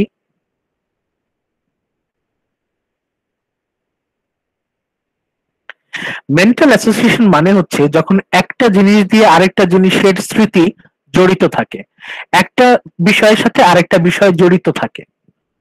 ফর এক্সাম্পল, ধরেন ছোটবেলায় আপনি যখন আপেল খাচ্ছিলেন, তখন আপনার খুব কাছের কোনো আত্মীয় বা কোনো বন্ধু সে হয়তো মারা যায়, মানে আপনি আপেল খেতে খেতে তার মৃত্যুর সংবাদ শুনেছিলেন। এরপর আপনি যতদিন বেঁচে থাকবেন আপনার আপেলের স্মৃতি সামনে আসলেই তখন আপনার মৃত্যুর কথা মনে আসবে, আপনার আপেল দেখলেই আপনার মৃত্যুর কথা স্মরণ আসবে। এটা হচ্ছে আপনার মেন্টাল অ্যাসোসিয়েশন, আপেলের সাথে মৃত্যুর মেন্টাল অ্যাসোসিয়েশন, মানসিক যোগাযোগ। আবার আপনারই হয়তো আরেকজন ক্লাস ফ্রেন্ড, তার কাছে আপেলের মানে হচ্ছে চুরি, কারণ সে ছোটবেলায় আপেল চুরি করতে গিয়ে ধরা খেয়েছিল। যখনই তার সামনে আপেল আসে তখন সে তার মাথায় চুরির চিন্তা মাথায় আসে, আপেল চুরি। আপনার কাছে আপেলের মানে হচ্ছে মৃত্যু, ওর কাছে আপেলের মানে হচ্ছে চুরি। ক্রিশ্চিয়ানিটিতে অ্যাপল মানে হচ্ছে সিন, পাপ। খ্রিস্টান ধর্মে যারা বিশ্বাসী তাদের কাছে অ্যাপল মানে হচ্ছে লোভ, লালসা, পাপের প্রতীক। এই যে মেন্টাল অ্যাসোসিয়েশন, এটা কিন্তু পার্সন টু পার্সন ভ্যারি করে, চেঞ্জ হয়। এরকম আমাদের জীবনের ছোটখাটো অনেক বিষয় আমাদের অন্যরকম একটা মেমোরি আমাদের ব্রেনে অ্যাক্টিভেট করে। কিন্তু তারপরেও কিছু জেনারেল বিষয় আছে, যেমন লাল গোলাপ। আমি যদি আপনাকে বলি লাল গোলাপ, তাহলে আপনি ভাববেন লাল গোলাপ মানে হচ্ছে লাভ, ভালোবাসার প্রতীক। সাদা গোলাপ বা হলুদ গোলাপ, এটা অনেকেই বলবে এটা হচ্ছে ফ্রেন্ডশিপের প্রতীক। পায়রা, পিজন, শান্তির প্রতীক। অলিভ লিভস, অলিভ ব্রাঞ্চ, এটা হচ্ছে শান্তির প্রতীক। এরকম কিছু ইউনিভার্সাল সিম্বল আছে যার মাধ্যমে আমরা বুঝতে পারি এটা কি বোঝাচ্ছে। যেমন ফায়ার সিগন্যাল, ফায়ার মানে হচ্ছে বিপদ। এরকম সিম্বল গুলো আমাদের ব্রেইনে একটা একটা করে মানসিক ছবি, মেন্টাল পিকচার হাজির করে। কবিরা এইসব মেন্টাল ইমেজ প্রচুর পরিমাণে কবিতা ইউজ করে যাতে মানুষজন বুঝতে পারে। কিন্তু আমাদের এই কবি রবার্ট ব্রাউনিং, উনার মেন্টাল অ্যাসোসিয়েশন ৮-১০ জন মানুষের থেকে সম্পূর্ণ আলাদা, সম্পূর্ণ আলাদা। He is led from one thing to another by his own mental association, তার চিন্তা ভাবনা সম্পূর্ণ আলাদা। And forgets that the reader's association may be of an entirely different kind. পাঠকরা তার সেই মানসিক যোগাযোগটা ধরতে পারতো না। সিম্পল একটা কিছু আপনি মনে করবেন যেটা রবার্ট ব্রাউনিং সম্পূর্ণ অন্য কিছু মনে করছেন। মানে সাধারণ মানুষের চিন্তা ভাবনার সাথে উনার চিন্তা ভাবনা মিলতো না। Mental association of ordinary reader's mind did not match with Browning's mental association. এই জন্য ব্রাউনিং এর কবিতা সাধারণ মানুষরা এনজয় করতে পারতো না, মানে তাদের মানসিকতার সাথে তাদের চিন্তা ভাবনার সাথে মিলতো না। মানে his mental association was totally different from ordinary people's association. সাধারণ মানুষের মেন্টাল অ্যাসোসিয়েশনের সাথে আপনি যোগাযোগ পাবেন না, সেই জন্য তার কবিতা সাধারণ মানুষ বুঝতে পারতো না, মজাও পেত না, এনজয় করতে পারতো না। Next point, he is careless in English. Third point, he is careless in English. ওনার ইংরেজি ভাষায় উনি যথেষ্ট সচেতন না। He is not very careful. এটার মানে হচ্ছে উনি প্রায়ই দেখা যেত একটা সেন্টেন্স কখনোই সম্পূর্ণ বাক্য বলতেন না, উনি খণ্ড বাক্য বলতেন, ফ্র্যাগমেন্টস। একটা সেন্টেন্স পুরোপুরি লিখলে একটা পরিতৃপ্তির ব্যাপার আছে, যে রিডাররা পড়বে পুরো সেন্টেন্স, হ্যাঁ এটা একটা ফুল সেন্টেন্স, পড়ে বুঝলাম, শান্তি পেলাম। কিন্তু ব্রাউনিং এর কবিতায় প্রচুর পরিমাণে ইনকমপ্লিট সেন্টেন্স, ফ্র্যাগমেন্ট, মানে উনি তার বাক্য সেন্টেন্স একদম পুরা করতেন না, লিখে রেখে ছেড়ে দিতেন। শুধু তাই না, মাঝে মাঝে উনি রিভিশনও করতেন না, মানে হ্যাভ হ্যাজার্ড কোন রকমে আধা গাছটা লিখে দিলেন। উনি he was very careless in English language. ভাষায় উনি খুব বেশি কেয়ারফুল ছিলেন না। He was careless in English and frequently clips his speech. দেখা যেত যে উনি কখনোই, মানে খুব কমই আছে উনি ফুল সেন্টেন্স লিখতেন, বেশিরভাগ সময় উনি ইনকমপ্লিট সেন্টেন্স ইউজ করতেন, অসম্পূর্ণ বাক্য। Readers must stop to trace out the connection. একটা সেন্টেন্সের সাথে আরেকটা সেন্টেন্সের কানেকশন কি, এটা বের করতে গিয়ে সাধারণ রিডারদের ঘাম ছুটে যেত। মানে দেখা যেত যে একটা সেন্টেন্সের সাথে আরেকটা সেন্টেন্সের কোনো মিল খুঁজে পাওয়া যাচ্ছে না, ওই সেন্টেন্স থেকে এই সেন্টেন্স কিভাবে আসলো, কানেকশনটা কি, এটাই খুঁজে বের করা যাচ্ছে না। রবার্ট ব্রাউনিং তার চিন্তা ভাবনা এতটাই দ্রুত চেঞ্জ হতো যে উনি ওনার সেন্টেন্স পর্যন্ত মাঝে মাঝে পুরো করতেন না। রিডাররা স্ট্রাগল করতো কিভাবে কানেকশন তৈরি করা যায়, বোঝার চেষ্টা করা যায়। পয়েন্ট নাম্বার 4, হিজ অ্যালিউশনস আর often far-fetched. অ্যালিউশন বলতে রেফারেন্স। রেফারেন্স দেই আমরা বিভিন্ন সময়, কবিরা তাদের লেখায় বিভিন্ন সময় রেফারেন্স দেয়, অন্য লেখার রেফারেন্স দেয়। এই যে রেফারেন্সটা, ব্রাউনিং এমন সব জায়গার রেফারেন্স দিতেন ওইসব লেখা কেউ কখনো পড়েও নাই, জানেও না, অতএব এনজয় করবে কিভাবে? আপনারা যারা ম্যাকবেথকে চেনেন, ম্যাকবেথকে যারা চেনেন, আমি যখন ম্যাকবেথ সম্পর্কে বলবো, হয়তো আপনাদের ক্লাসের কেউ একজনকে বললাম, আরে তুমি তো একটা ম্যাকবেথ। আপনারা যারা অলরেডি পড়া আছে তারা কিন্তু জানেন এখানে ম্যাকবেথ বলতে আমি কি বুঝাচ্ছি, কারণ আপনাদের সেই রেফারেন্সটা জানা আছে। কিন্তু আপনারা অনেকেই আছে ক্লাসের যারা ম্যাকবেথ সম্পর্কে জানেন না, তারা বলবেন স্যার ম্যাকবেথ বললেন কিন্তু এটার মানে কি? মানে হচ্ছে আপনি রেফারেন্সটা ধরতে পারেন নাই। আমি যদি কাউকে বলি সে একজন ম্যাকবেথ মানে হচ্ছে বিশ্বাসঘাতক, যে বিশ্বাস ভঙ্গ করে, কিন্তু আপনি ম্যাকবেথ পড়া না থাকলে কিন্তু এই রেফারেন্সটা বুঝতে পারবেন না। আর ধরেন আমি কাউকে বললাম তুমি তো হ্যামলেট, প্রিন্স হ্যামলেট, তুমি তো প্রিন্স হ্যামলেট, এটার মানে কি? যাদের হ্যামলেট পড়া আছে তারা জানবেন যে হ্যামলেট মানে হচ্ছে যে কোনো ডিসিশন নিতে পারে না, যে হচ্ছে চরম ঢিলা, কোনো কাজ সময় মতো করে না, সব সময় লেট করে, এই হচ্ছে হ্যামলেট। সে ডিসিশন সময় মতো নিতে পারে না। তার মানে আপনি যদি সাহিত্য পুরোপুরি এনজয় করতে চান, আপনার আরো অনেক কিছু পড়া থাকতে হবে, নইলে আপনি মজাটা পাবেন না। যেমন যে ওফেলিয়াকে না চিনে সে কিন্তু ওফেলিয়াকে নিয়ে লেখা কবিতা এনজয় করতে পারবে না, ঠিক আছে? রবার্ট ব্রাউনিং এর যে রেফারেন্স গুলো, এগুলো হচ্ছে বিভিন্ন পুরাতন ক্লাসিক, উনি ক্লাসিক লিটারেচারের ভক্ত ছিলেন, ওখান থেকে উনি প্রচুর পরিমাণে রেফারেন্স নিয়ে আসতেন, যেটা সাধারণ মানুষ কখনো পড়েই নাই, হয়তো অতটা জনপ্রিয় না। উনি এত বড় পণ্ডিত ছিলেন, উনার প্রচুর পড়াশোনা, উনি সেই সব জায়গা থেকে রেফারেন্স নিয়ে আসতেন। সেই সব ইতিহাস পড়া না থাকলে, সেই সব লিটারেচার পড়া না থাকলে অর্ডিনারি রিডারদের সাধ্য নাই বোঝার। An ordinary reader finds it difficult to trace and understand them. সাধারণ রিডারদের তো এটা পড়াই নাই, তারা কিভাবে বুঝবে? It is difficult for them to understand. মানে উনি এমন সব রেফারেন্স টানতেন যে সাধারণ রিডারদের সেগুলো পড়াই নাই, তারা বোঝেই না, মজা পাবে কিভাবে। তারপর ফিফথ পয়েন্ট হচ্ছে he wrote too much and revised too little. উনি অনেক লিখেছেন, প্রচুর লেখা। এই যে 30 বছর সাধনা, উনি শুধু লিখেই গেছেন, প্রচুর লেখা ব্রাউনিং এর, কিন্তু উনি রিভাইজ করেননি, রিভাইজ টু লিটল। এই জন্য দেখা যায় যে উনার লেখায় প্রায় অনেক রকম ত্রুটি পাওয়া যায়। এরপর যে লাইনটা ব্রাউন কালারে, এই লাইনটা হচ্ছে এই পেজের সবচেয়ে গুরুত্বপূর্ণ ইনফরমেশন। অবশ্যই হাতে খাতা কলম থাকলে লিখে রাখেন। Browning's field was the individual soul. Browning এর সমস্ত কবিতার বিষয়বস্তু কি ছিল? What was the central theme of Browning's poetry? Browning's field was the individual soul, মানুষের আত্মা, soul. He sought to express the hidden motives and principles which govern individual action.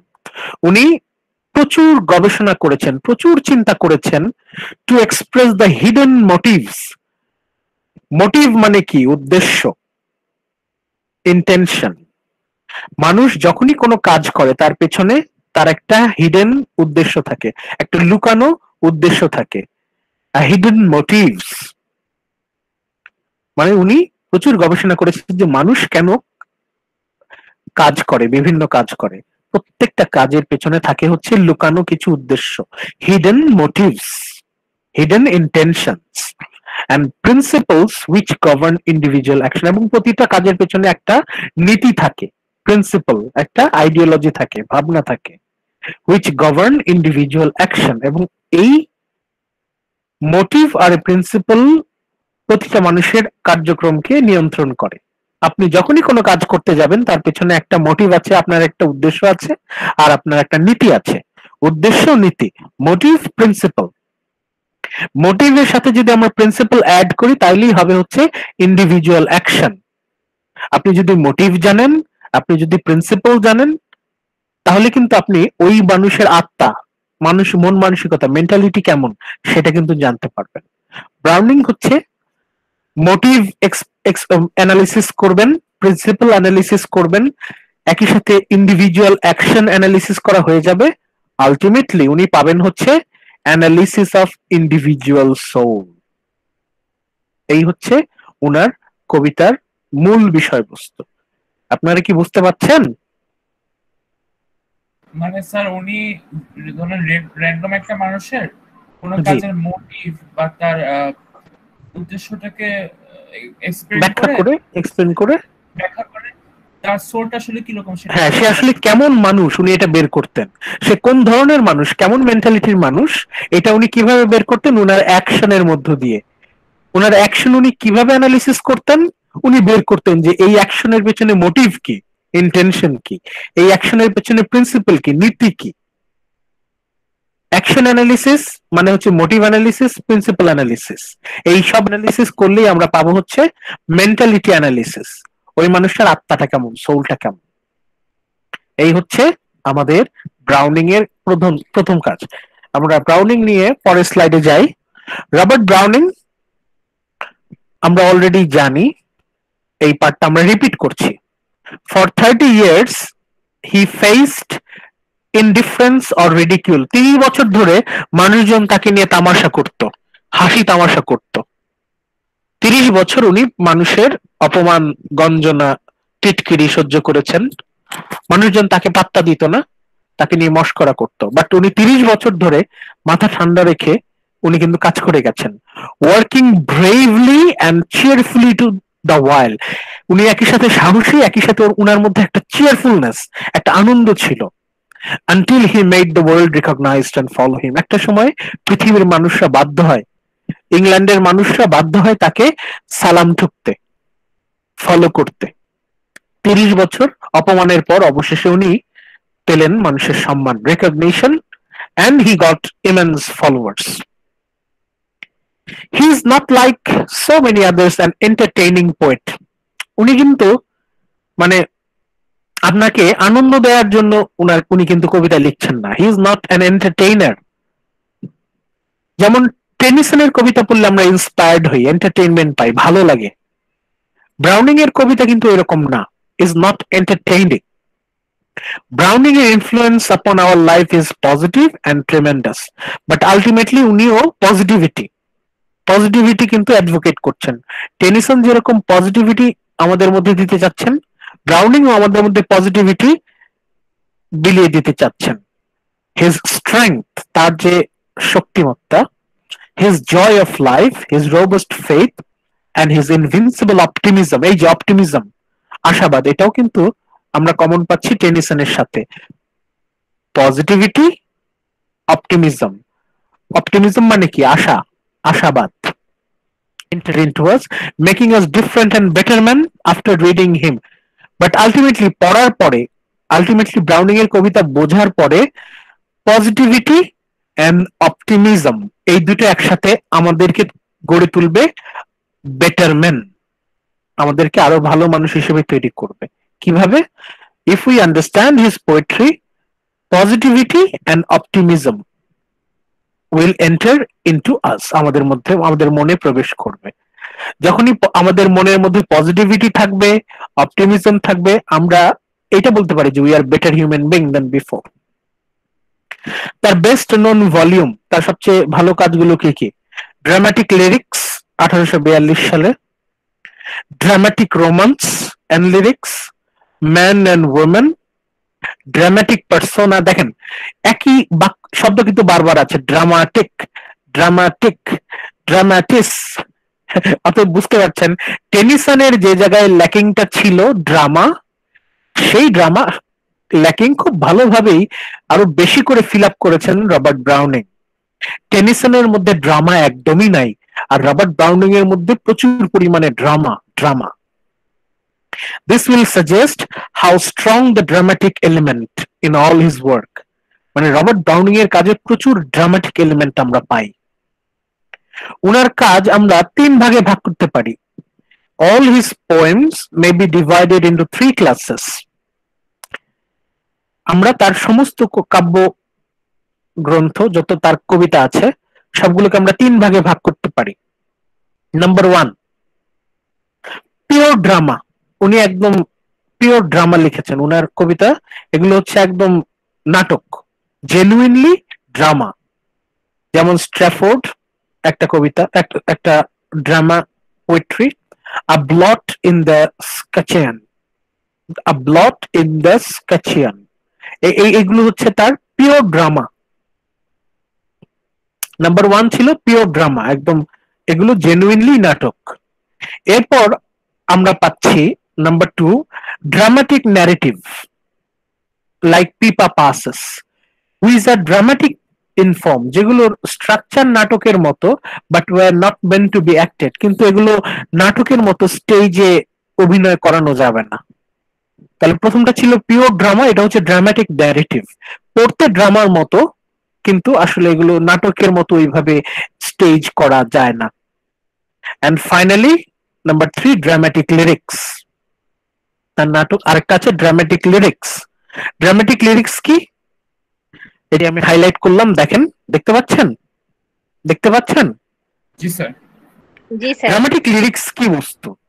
which are short poems expressing some strong personal emotion. মানে dramatic lyrics হচ্ছে ছোট্ট কবিতার মধ্যে dramatic ওয়েতে মানুষের strong ইমোশনকে express করা, or describing some dramatic episode in human life in which the hero himself generally tells his story. Dramatic lyrics হচ্ছে সেই ধরনের কবিতা যেখানে ড্রামাটিক ইমোশনের মাধ্যমে hero himself tells his story, hero তার জীবনের গল্প আমাদেরকে শোনায়, এবং এই গল্প বলতে গিয়ে সে নিজের ক্যারেক্টার আমাদের সামনে এক্সপোজ করে। তার হয়তো ইন্টেনশন থাকে নিজেকে ভালোভাবে রিপ্রেজেন্ট করা, নিজেকে সবকিছু ভালো বলে বোস্ট করা যে আমি এরকম, কিন্তু দেখা যাচ্ছে বেশিরভাগ সময়ই তার আসল চেহারা তার সমস্ত মিথ্যের আবরণ ভেদ করে বের হয়ে আসে, তার সত্যিকারের মুখোশ উন্মোচন হয়। আপনারা আরেকটু অ্যানালিসিস পড়বেন, এই যে দেখেন লেখা আছে আপনাদের এটা পড়ার জন্য, ফার্দার রিডিং এর জন্য। ব্রাউনিংস ড্রামাটিক মনোলগ। ব্রাউনিং এর উনি বিখ্যাত, ওনাকে যদি আমরা আপনাদের যদি বিভিন্ন চাকরির পরীক্ষায় কোয়েশ্চেন আসে, এমসিকিউ আসে, রবার্ট ব্রাউনিং কেন বিখ্যাত? Robert Browning is famous for his dramatic monologues. Dramatic monologue, dramatic monologue সম্পর্কে আপনারা পরে আরো পড়বেন। এখানে আপনাদের দেয়া আছে, দেখেন পেজ নাম্বার 604। আপনারা উইলিয়াম জে লং এর বইতে এখানে যদি 604 নম্বর পেজে যান, তাহলে আপনারা দেখবেন এখানে আপনারা পাবেন, এই পেজটাতে আপনারা পাবেন হচ্ছে এই যে এখানে, বিশেষ করে এই ফার্স্ট প্যারাগ্রাফটা। এখানে একটা এক্সাম্পল আছে, আমি হাইলাইট করছি, আপনারা দেখেন, খুবই ইম্পর্টেন্ট। তার একটা খুবই বিখ্যাত ড্রামাটিক মনোলগ আছে, ড্রামাটিক লিরিক্স, ড্রামাটিক মনোলগ, এটাকে বলে মাই লাস্ট ডাচেস। এটা আপনারা অনেকেই পড়েছেন, অনেকেই পড়বেন, সামনে আপনাদের সিলেবাসে আছে। মাই লাস্ট ডাচেস, এখানে the speaker adds a word here and there aside from the story which unconsciously shows the kind of man he is. মানে সেটা সত্যকে গোপন করতে চায়, কিন্তু বলতে বলতে সে আর নিজেকে কন্ট্রোল করতে পারে না, হঠাৎ করে মানে এক্সপোজ করে দেয় তার আসল চেহারা। মানে the hero when he tells about his story unconsciously he exposes his true self, তার সত্যিকারের চেহারা বের হয়ে আসে। এই যে পার্সোনাল অ্যানালিসিস, ক্যারেক্টার অ্যানালিসিস, এটা এটা খুবই গুরুত্বপূর্ণ একটা স্টাইল আমাদের রবার্ট ব্রাউনিং এর। রবার্ট ব্রাউনিং ওনার যে ড্রামাটিক মনোলগ মানে হচ্ছে অ্যানালিসিস অফ হিউম্যান সোল, এর মাধ্যমে প্রত্যেকটা ক্যারেক্টারের বৈশিষ্ট্য আমাদের সামনে সুন্দরভাবে ফুটে ওঠে। এটা আপনারা ডিটেইলে পড়ে নেবেন, পেজ 604 এ আছে। আমাদের নেক্সট একজন minor poet, Elizabeth Barrett Browning. Elizabeth Barrett Browning Tennyson বা ব্রাউনিং এর মতো উনি হয়তো এতটা মানে ইনফ্লুয়েন্সিয়াল না, বাট তারপরেও তার নাম আমাদেরকে একটু মনে রাখতে হবে। স্পেশালি এই বিষয়ে মনে রাখতে হবে যে উনি হচ্ছেন ব্রাউনিং এর ওয়াইফ, রবার্ট ব্রাউনিংস ওয়াইফ। বাট তার জীবদ্দশায় Elizabeth Barrett was more popular than Tennyson and Browning. Elizabeth Barrett আগের দুজনের থেকে বেশি ফেমাস ছিলেন একটা সময়ে, এটা আমরা একটু পড়ি এই জায়গায়। Among the minor poets of Victorian era, Victorian পিরিয়ডের ছোট ছোট কবিদের মধ্যে এলিজাবেথ ব্যারেট অথবা Mrs Browning occupies perhaps the highest place in popular favor. Victorian পিরিয়ডে আমরা যদি বলি সবচেয়ে জনপ্রিয় কবি, সবচেয়ে পপুলার কবি, তাহলে আমাদেরকে মনে রাখতে হবে এলিজাবেথ ব্যারেটকে। এলিজাবেথ ব্যারেট in 1835 সালে Elizabeth gained a literary reputation by the publication of the Seraphim and the other poems. উনি একটা বই লিখেই বিখ্যাত হয়ে যান। Then illness and the shock caused by tragic death of her brother in 1840, তারপর 1840 সালে Elizabeth Barrett তার ভাইকে হারান, সরি, তার ভাইকে হারান এবং উনি অসুস্থ হয়ে পড়েন। এরপর তার মানসিক অবস্থা, শারীরিক অবস্থা দুইটাই খুব নাজুক হয়ে পড়ে। It placed her frail life in danger and for 6 years she was confined to her own room. উনি 6 বছর তার রুম থেকে বের হননি। উনি এতটাই সঙ্গীন, এতটাই করুণ পরিস্থিতির মধ্য দিয়ে গেছেন, 6 বছর তিনি তার রুমের মধ্যে ছিলেন। The innate strength and beauty of her spirit here showed itself strongly in her daily study. কিন্তু উনি কিন্তু প্র্যাকটিস করে গেছেন, তার ঘরে বসেই তিনি প্র্যাকটিস করে গেছেন। ওনার যে স্পিরিট, পজিটিভিটি, ওনার যে মেন্টাল স্ট্রেংথ, এটা আমাদের জন্য উদাহরণস্বরূপ। এত দুঃখ কষ্টের পরেও, এত মেন্টাল প্রেসারের পরেও এলিজাবেথ যে স্পিরিট মানে মেন্টাল স্ট্রেংথের পরিচয় দিয়েছেন তা সত্যি প্রশংসনীয়। in her daily study, in her poetry, especially in her interest in social problems. পরবর্তীতে উনি বিভিন্ন সোশ্যাল প্রবলেম, সোসাইটির বিভিন্ন প্রবলেম নিয়ে উনি লেখালেখি করেন, which sooner or later occupied all the Victorian writers. উনার সবচেয়ে স্পেশালিটি হচ্ছে লাভ পোয়েমস, রোমান্টিক লাভ পোয়েমস, ভালোবাসার কবিতা। অনেকেই বলে যে এলিজাবেথ ব্যারেটের মতো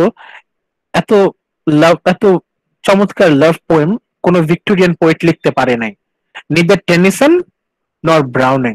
লাভ পোয়েমের দিক থেকে এলিজাবেথ ব্যারেট অপ্রতিদ্বন্দ্বী, এবং এই জন্য উনি কিন্তু ওই যুগের সবচেয়ে গুরুত্বপূর্ণ, সবচেয়ে জনপ্রিয় কবি।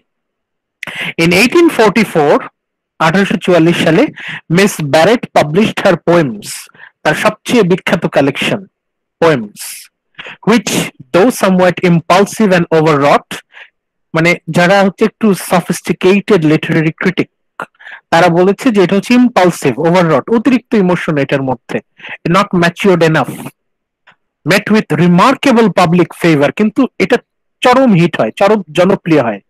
তার পোয়েম ইট ওয়াজ রিমার্কেবল, এবং জনপ্রিয়তার শীর্ষে নিয়ে যায়, এমনই জনপ্রিয় যে Barrett overshadowed even Tennyson and Browning, তাদের থেকেও বেশি তার সময়ে উনি বেশি জনপ্রিয় ছিলেন মানুষের কাছে, মানুষের মনে এলিজাবেথ ব্যারেট বেশি জনপ্রিয় ছিলেন। কিন্তু এখন আমরা জানি যে মানে স্কিলের দিক থেকে হয়তো উনি একটু পিছিয়ে, কিন্তু জনপ্রিয় হওয়াটা এটাও একটা ব্যাপার, ওটাকে আমরা একদম ফেলে দিতে পারি না। But she had remarkable public favor.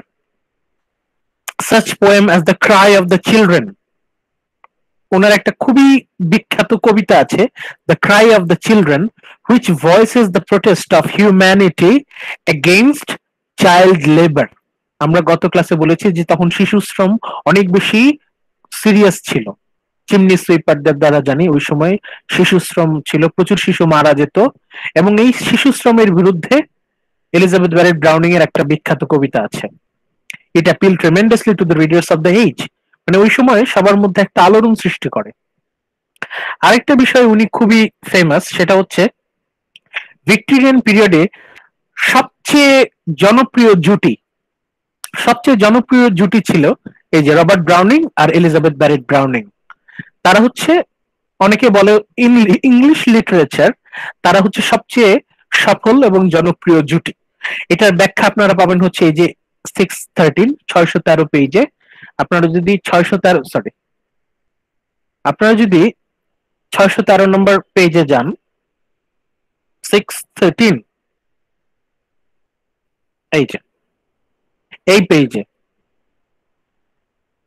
এখানে আপনারা পাবেন ওদের সম্পর্কটা কেমন ছিল।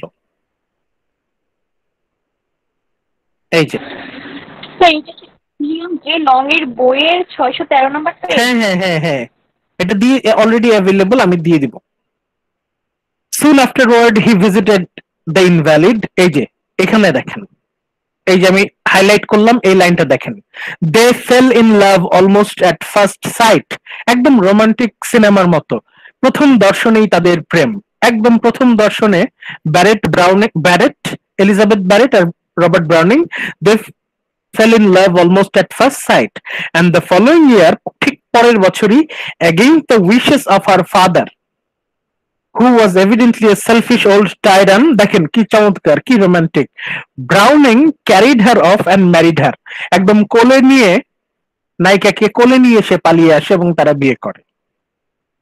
মানে এই যে এই কয়েকটা লাইন পড়লে আমরা মোটামুটি তাদের সম্পর্কটা কেমন ছিল বুঝতে পারি।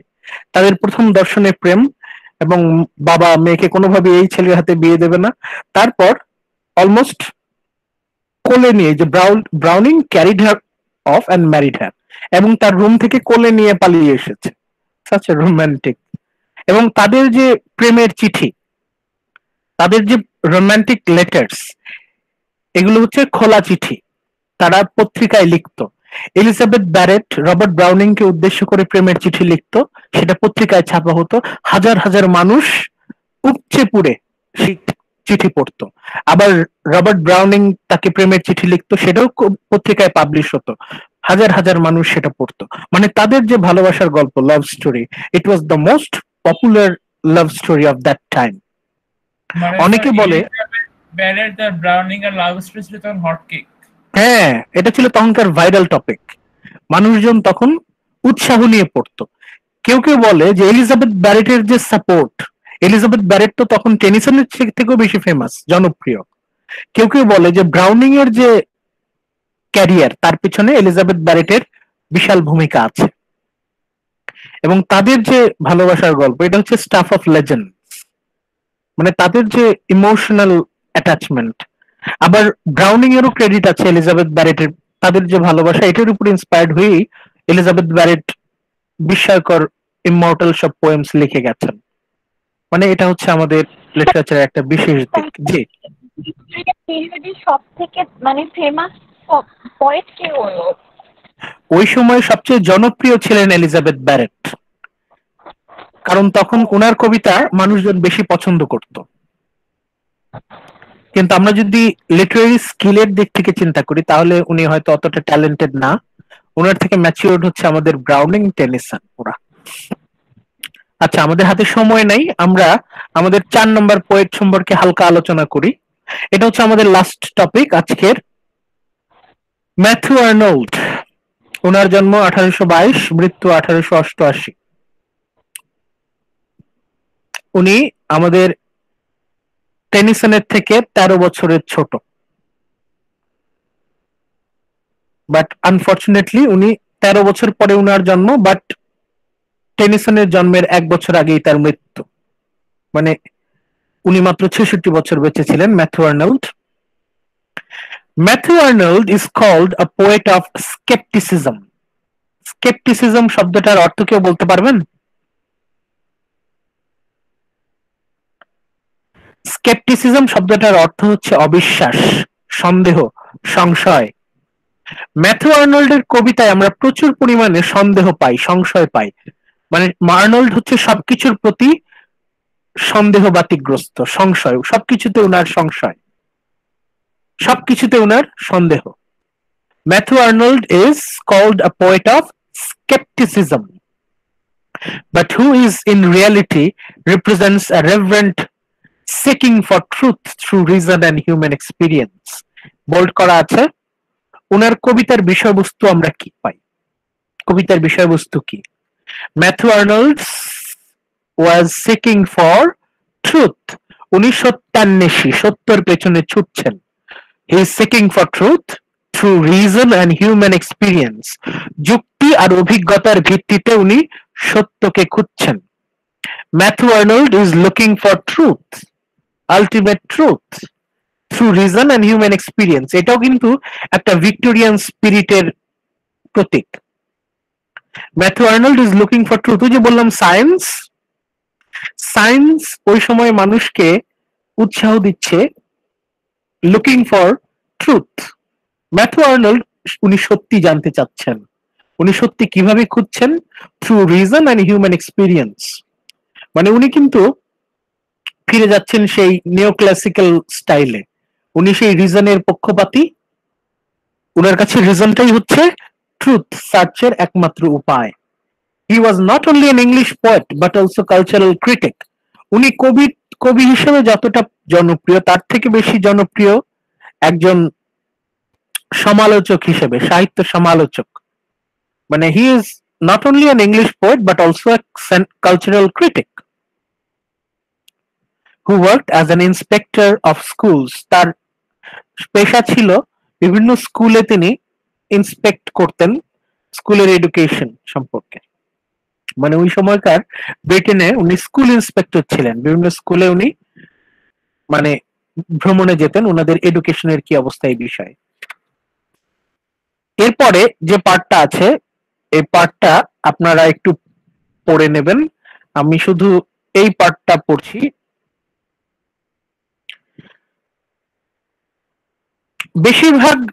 তার বেশিরভাগ কবিতাই আপাত দৃষ্টিতে মনে হয় নমিক অর থট লেডেন। মানে তার বেশিরভাগ কবিতা হচ্ছে প্রচুর পরিমাণে ফিলোসফি পাওয়া যায়, philosophical poetry, or as melancholy or elegiac. Matthew আর্নল্ডের কবিতা পড়লে মন খারাপ হয়ে যায়। টেনিসনের কবিতা পড়লে যেরকম আপনি মনে বল পাবেন, মনে জোর আসবে, আপনার মন ভালো হয়ে যাবে। আর্নল্ডের কবিতা হচ্ছে উল্টা, মন মরা, বিষাদ আক্রান্ত, মানে মন খারাপ হয়ে যাবে এরকম। ম্যাথু আর্নল্ডের কবিতা সম্পর্কে এটা একটা অপবাদ আমরা বলতে পারি, যে যারা ম্যাথু আর্নল্ডকে দেখতে পারে না তারা বলে যে তার কবিতায় অতিরিক্ত পরিমাণে ফিলোসফি, মানে অতিরিক্ত ফিলোসফি অ্যান্ড ফুল অফ মেলাঙ্কলি, পড়লেই কবিতা মন খারাপ হয়ে যায়। And his pros is, interesting একটা সাবজেক্ট। হ্যাঁ, কিন্তু সেটা কিন্তু সবাই সেটা স্বীকার করে না, বেশিরভাগের কাছেই ফিলোসফি হচ্ছে বোরিং। সেই হিসেবে মানে তার তাকে যারা দেখতে পারে তারা বলছে যে আরে ম্যাথু আর্নল্ডের কবিতা হচ্ছে প্রচুর পরিমাণে ফিলোসফি, পড়লেই মন খারাপ হয়ে যায়। তার কবিতা হচ্ছে প্রোজ, ডাইডাকটিক, প্রচুর পরিমাণে উপদেশে ভর্তি। উপদেশ শুনতে কি আর ভালো লাগে? কবিতায় উপদেশ থাকলে, তার কবিতায় আমরা প্রচুর পরিমাণে উপদেশ পাই প্রোজ স্টাইলে, মানে মেলোডি নাই। ম্যাথু আর্নল্ড কবিতায় কোনো মেলোডি নাই, কোনো উচ্ছ্বাস আনন্দ নাই, খুবই মনমরা। আর অফটেন স্যাটিরিক্যালি উইটি, মানে তার কবিতায় ব্যঙ্গ করা হয়। আর বুদ্ধিবৃত্তি না থাকলে, মানে মানে ইন্টেলেকচুয়ালি যদি আমরা অ্যানালাইজ না করি তাহলে আমরা তার কবিতা পড়ে মজা পাবো না। তার মানে এই হচ্ছে তার কবিতার অপবাদ। এরপরে আমরা এই যে তার বিখ্যাত কবিতাগুলো সম্পর্কে হালকা একটু জানি। ম্যাথু আর্নল্ডের সবচেয়ে বিখ্যাত কবিতা হচ্ছে ডোভার বিচ, DOVERBEACH। এটা পাবলিশ হয় হচ্ছে 1867 সালে। এটা হচ্ছে তার জীবনের সবচেয়ে জনপ্রিয় কবিতা। এখানে উনি কি বুঝাতে চাচ্ছেন আমি একটু হাইলাইট করি। Dover beach, his most famous poem. Dover beach হচ্ছে ম্যাথু আর্নল্ডের সবচেয়ে জনপ্রিয় কবিতা। Where his central metaphor of the sea of faith, এই কবিতায় উনি কিসের কথা বলেছেন? উনি বিশ্বাসের সাগর, sea of faith. Sea of faith নামে একটা মেটাফর, একটা প্রতীক আমাদের সামনে তুলে ধরেছেন। সি অফ ফেথ, বিশ্বাসের সাগর। Neatly summed up many Victorian attitude to a decline, মানে এখানে উনি কি বোঝাতে চাচ্ছেন? ডোভার বিচ কবিতায় উনি দেখাতে চাচ্ছেন a decline of religious belief। গত ক্লাসে যখন বললাম conflict of faith and religion, মানুষ নতুন নতুন বিজ্ঞান শিখছে আর সে অতিরিক্ত বিজ্ঞানী হয়ে ধর্মকে বাতিল করে দিচ্ছে। ভিক্টোরিয়ান পিরিয়ড যতই উন্নত হচ্ছে ততই মানুষের মনে ধর্মের প্রতি বিশ্বাস উঠে যাচ্ছে, ঈশ্বরের প্রতি বিশ্বাস উঠে যাচ্ছে। এই যে ডিক্লাইন অফ রিলিজিয়াস বিলিফ, এটা নিয়ে ম্যাথু আর্নল্ড বারবার বোঝাতে চেয়েছেন। This is an important reflection of Victorian spirit. এই যে ভিক্টোরিয়ান স্পিরিট মানেই হচ্ছে decline of religious belief. Victorian man মানেই হচ্ছে তার ধর্মের প্রতি বিশ্বাস খুব কম। এই যে ধর্মের প্রতি যার বিশ্বাস কম সে কিন্তু খুব দ্রুত অন্যায় কাজে লিপ্ত হতে পারে। যারা ধার্মিক তাদের কিন্তু অন্যায় কাজে লিপ্ত হওয়ার সম্ভাবনা একটু হলেও কম। যারা কোনো ধর্মে বিশ্বাস করে না তারা কিন্তু খুব সহজেই অন্যায় কাজে লিপ্ত হয়। ম্যাথু আর্নল্ড তার ডোভার বিচ কবিতা এটাই বোঝাতে চাচ্ছেন যে Victorian spirit enables people to involved in corruption, কারণ there is a decline of religious belief। মানুষের মধ্যে ধর্মের প্রতি বিশ্বাস কমে যাচ্ছে, ধর্মের প্রতি বিশ্বাস কমে যাচ্ছে। এই যে ধর্মের প্রতি বিশ্বাস কমে যাচ্ছে এটা হচ্ছে মানুষের অবনতি, ডিজেনারেশন, মানে সামনে খারাপ দিন আসছে। এই জন্য আমরা ডোভার বিচে দেখতে পাচ্ছি Matthew Arnold is very worried, উনি খুবই ভয় পাচ্ছেন, খুবই শঙ্কিত। হি ইজ ভেরি অ্যাংশিয়াস, উদ্বিগ্ন, শঙ্কিত যে human civilisation maybe is going to, মানে তাদের সামনে, মানব জাতির সামনে খুব ভালো সময় অপেক্ষা করে নাই। Experience human civilization will experience a deadly fall, কারণ মানুষের মধ্যে রিলিজিয়াস বিলিফ উঠে যাচ্ছে। এই যে মানুষের ডিক্লাইন অফ রিলিজিয়াস ফেইথ, মানুষের ধর্ম কর্মের থেকে বিশ্বাস উঠে যাচ্ছে, এর ফলে মানুষ খুব সহজেই অন্যায় কাজে লিপ্ত হয়ে যাবে। এই হচ্ছে ডোভার বিচ কবিতার বিষয়বস্তু। আরেকটা কবিতা, এটা আপনাদের সিলেবাসে আছে, এটা আপনারাও পড়বেন, Scholar Gipsy, the Scholar Gipsy. অনেকেই হয়তো পড়া আছে, অনেকেই পড়বেন। দ্য স্কলার জিপসি কবিতায় আমরা কি পাই? Scholar gypsy tells the story of an Oxford student. এই কবিতায় আমরা একজন অক্সফোর্ডের স্টুডেন্টের বর্ণনা পাই, হু সেভারাল সেঞ্চুরিজ বিফোর, এটা হচ্ছে বেশ কয়েক শতাব্দী আগের ঘটনা। এই অক্সফোর্ডের স্কলার উনি কি করলেন? হি abandoned his studies to join a group of gypsies. উনি পড়াশোনা সব বাদ দিয়ে ভবঘুরে জিপসিদের দলে ভিড়লেন, জিপসিদের দলে যোগ দিলেন। কেন? Here the recurring themes are of man's lonely state and search for an inner self. Search for an inner self. Scholar Gipsy এখানে আমরা পাচ্ছি মেইন ক্যারেক্টার, সে তার সত্যিকারের যে সত্তা, ইনার সেলফ, তার ভেতরের মানুষ, মনের মানুষ, মনের মানুষের পেছনে ছুটছে। আমাদের দেশে লালন শাহ, লালন লালন যেরকম মনের মানুষের পেছনে ছুটেছিল, এরকম একজন স্কলার জিপসি, সে সব বাদ দিয়ে মনের মানুষ, ইনার সেলফ, তার ভেতরের মানুষটা সম্পর্কে জানতে চাচ্ছে। যখনই এই যে এখানে এটার সাথে এটা হচ্ছে তার আগের, কিন্তু 1867, এটা হচ্ছে 1852, তার কত বছর? 15 বছর আগে, 15 ইয়ার্স এগো, তার 15 বছর আগের একটা লেখা। ডোভার বিচ হচ্ছে তার লেটেস্ট। তারপরে স্কলার জিপসি, এখানে আমরা দেখতে পাচ্ছি একজন স্কলার, শিক্ষিত, অক্সফোর্ডের একজন উচ্চশিক্ষিত স্কলার, সে কিন্তু সব বাদ দিয়ে নিজের প্রকৃত সত্তা, ইনার সেলফ, তার যে সত্যিকারের সত্তা, সেই সত্তার পেছনে উনি ছুটছেন, নিজেকে জানতে চাচ্ছে। তারপর শেক্সপিয়ারকে নিয়ে ওনার একটা কবিতা আছে, Shakespeare is celebrated Petrarchan sonnet. Shakespeare হচ্ছে আর্নল্ডের একটা বিখ্যাত সনেট। উইলিয়াম শেক্সপিয়ারকে নিয়ে অবশ্যই এখানে he portrait as a colossal figure who is mightier even than mountains or hills. এই শেক্সপিয়ার কবিতায় আর্নল্ড শেক্সপিয়ারকে সেলিব্রেট করেছেন। কেন? কারণ শেক্সপিয়ার উনি কোনো স্কুল কলেজে পড়েন নাই, উনি কোনো আনুষ্ঠানিক শিক্ষা প্রতিষ্ঠানে শিক্ষা লাভ করেন নাই। William Shakespeare never went to schools or colleges or any institution like our Kazi Nazrul Islam. Shakespeare সে কোনো স্কুল কলেজে যায় নাই, সে সেলফ এডুকেটেড, স্বশিক্ষায় শিক্ষিত, এবং উনি ইন্টেলেকচুয়ালি এতটাই শক্তিশালী ছিলেন। ফিগারেটিভলি যদি আমরা চিন্তা করি, আর্নল্ড বলছেন Shakespeare was mightier even than the mountains or hills. মানসিক দিক থেকে পাহাড় পর্বতের থেকেও বেশি শক্তিশালী ছিলেন শেক্সপিয়ার। বাট আলটিমেটলি আমরা যদি এক কথায় বলি যে আর্নল্ডের কবিতা আসলে আমরা কি পাচ্ছি, আর্নল্ডের যত কবিতা আছে সবগুলো কবিতা যদি আমরা মোটামুটি একসাথে করি, তাহলে আমরা দেখতে পাই যে Arnold is really afraid, anxious, উনি খুবই শঙ্কিত, উদ্বিগ্ন। কিসে? Because there is a decline of religious belief in Victorian spirit. উনি ভিক্টোরিয়ান স্পিরিটের একটা খুবই দুর্বল দিক, খুবই ভয়ঙ্কর দিক নিয়ে খুবই চিন্তিত। সেটা কি? Decline of religious belief.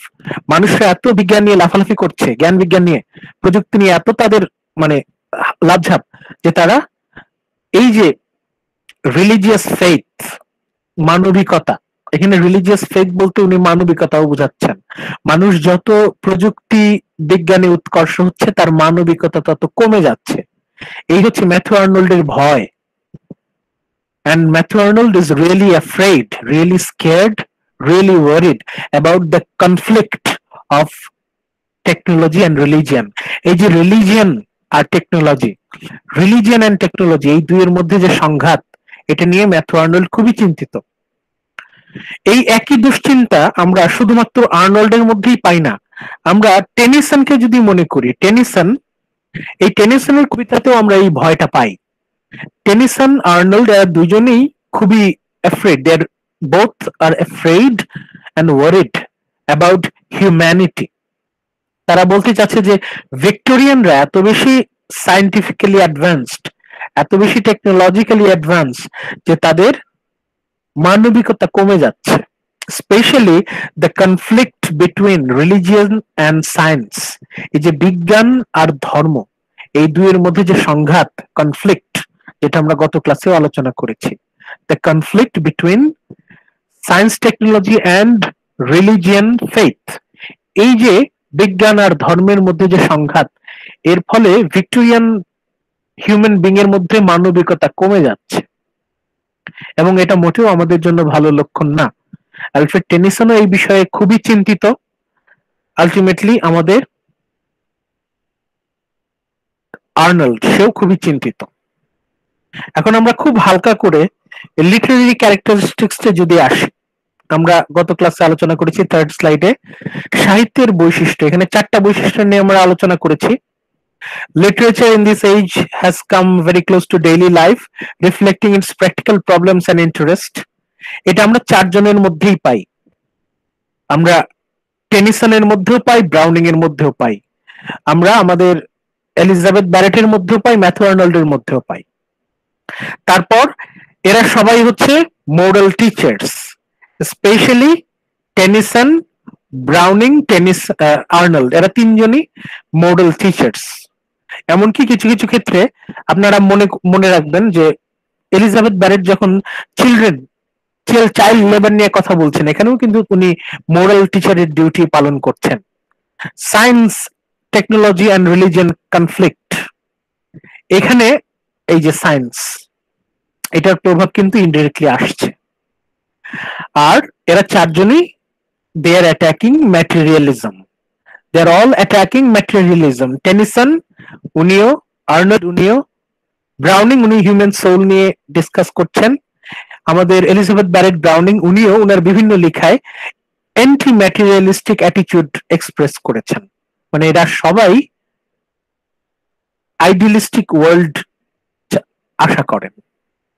এরা 4 জনেই, এই 4 জনের মধ্যেই আমরা এই 4টা সাহিত্যের বৈশিষ্ট্য খুঁজে পাই। আলটিমেটলি আমরা কি বলতে পারি? আমরা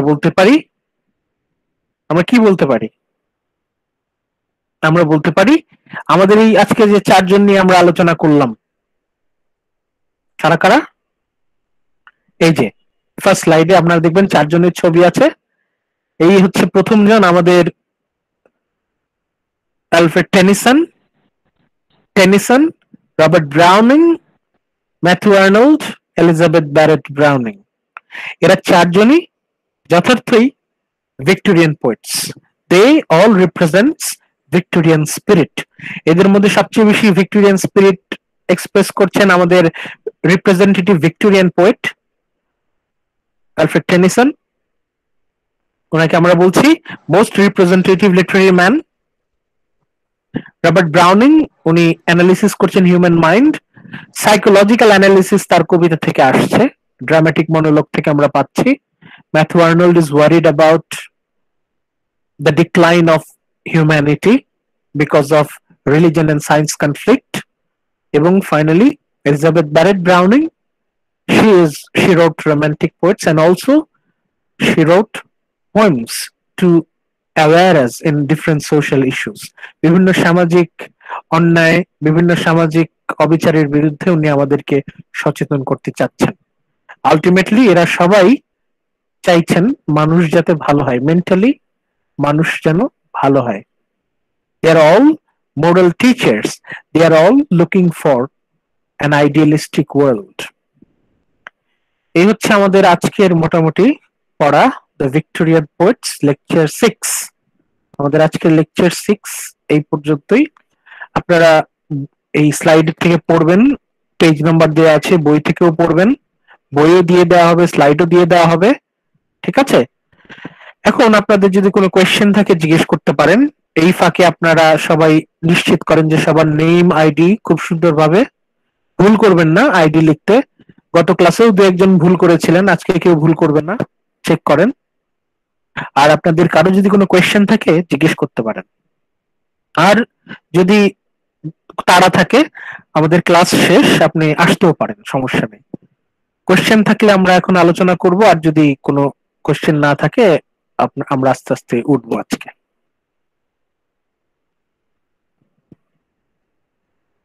স্যার আমি অ্যাসাইনমেন্টটা প্রাইভেট কমেন্টে সাবমিট করে দিচ্ছি। অ্যাসাইনমেন্ট কোন দিনই তো কুইজ ছিল। Sorry sir, quiz. হ্যাঁ, কুইজ। এটা ওই হ্যান্ড ইন করবেন, দেখবেন ওই কুইজের নিচে টাইপ করার জায়গা আছে, ওই টাইপ করে ওখানে টাইপ করে হ্যান্ড ইন করবেন, ঠিক আছে? আমার এডিট অপশন আসছে, তার মানে কি আমার হ্যাঁ এডিট already- অপশন, এই তো ব্যাস ব্যাস, ওই আমি পেয়ে যাবো, কোনো সমস্যা নাই। ওকে, আর হচ্ছে আমাদের আগামীকালকে আমাদের সময় শেষ। আগামীকালকে পরে আমি একটা লাস্ট চান্স দেব, যারা কুইজ মিস করে ফেলছেন তাদের জন্য আমি আরেকটা সেকেন্ড চান্স দেব। সেটা আপনারাও সেটা কাজে লাগাতে পারেন। আপনারা তো অলরেডি ম্যাক্সিমামই কুইজ দিয়ে হয়তো 6-7 জন বাকি আছেন, বাকিরা দিয়ে দিয়েছেন, ভেরি গুড। আপনারা যারা স্যার আপনি বলছিলেন রেসপন্স হ্যাঁ করবেন হ্যাঁ এটা করবো, এটা কুইজগুলো পরে সাবমিট করব। করার পরে। আপাতত আপনারা কুইজ জমা দেন, আমি কালকে বা পরশু, হ্যাঁ ওকে থ্যাংক জমা ইউ। দিয়ে দিয়েছি যারা যারা দিয়েছেন তারা তো বেশ ভালো, কালকের মধ্যে যারা যারা দেন নাই দিয়ে দিবেন। আর হচ্ছে যারা আমি তারপরে আরেকটা কুইজ দেবো, এটা হচ্ছে অপশনাল, আপনারা চাইলে ওইটাতে অংশগ্রহণ করতে পারেন। ওইটাতে যদি আপনি এটার থেকে ভালো করেন আমি ওই মার্কসটা নেবো, আমি বেস্টটা নেবো আর কি। আপনি চাইলে ওইটাতে অংশগ্রহণ করতেও পারেন, নাও করতে পারেন, তবে আপনার যদি কনফিডেন্স থাকে যে ওইটাতে আপনি মার্কস বেশি পাবেন তাহলে ওইটাতে আপনি অংশগ্রহণ করবেন, আমি ওইটার মার্কসটা কাউন্ট করব। ওকে, কোনো কোশ্চেন থাকলে জিজ্ঞেস করতে পারেন। স্যার আপনি কি কালকে মার্কসটা জানিয়ে দিবেন যে এইটার? কতক্ষণ থাকবেন? হ্যাঁ আমি কালকে ইনশাল্লাহ কালকে বা পরশুর মধ্যে আপনাদের মার্কস পেয়ে যাবেন, গুগল ক্লাসরুমে অ্যাভেলেবল থাকবে, আপনি গুগল ক্লাসরুমে ঢুকলেই দেখবেন কত পেয়েছেন।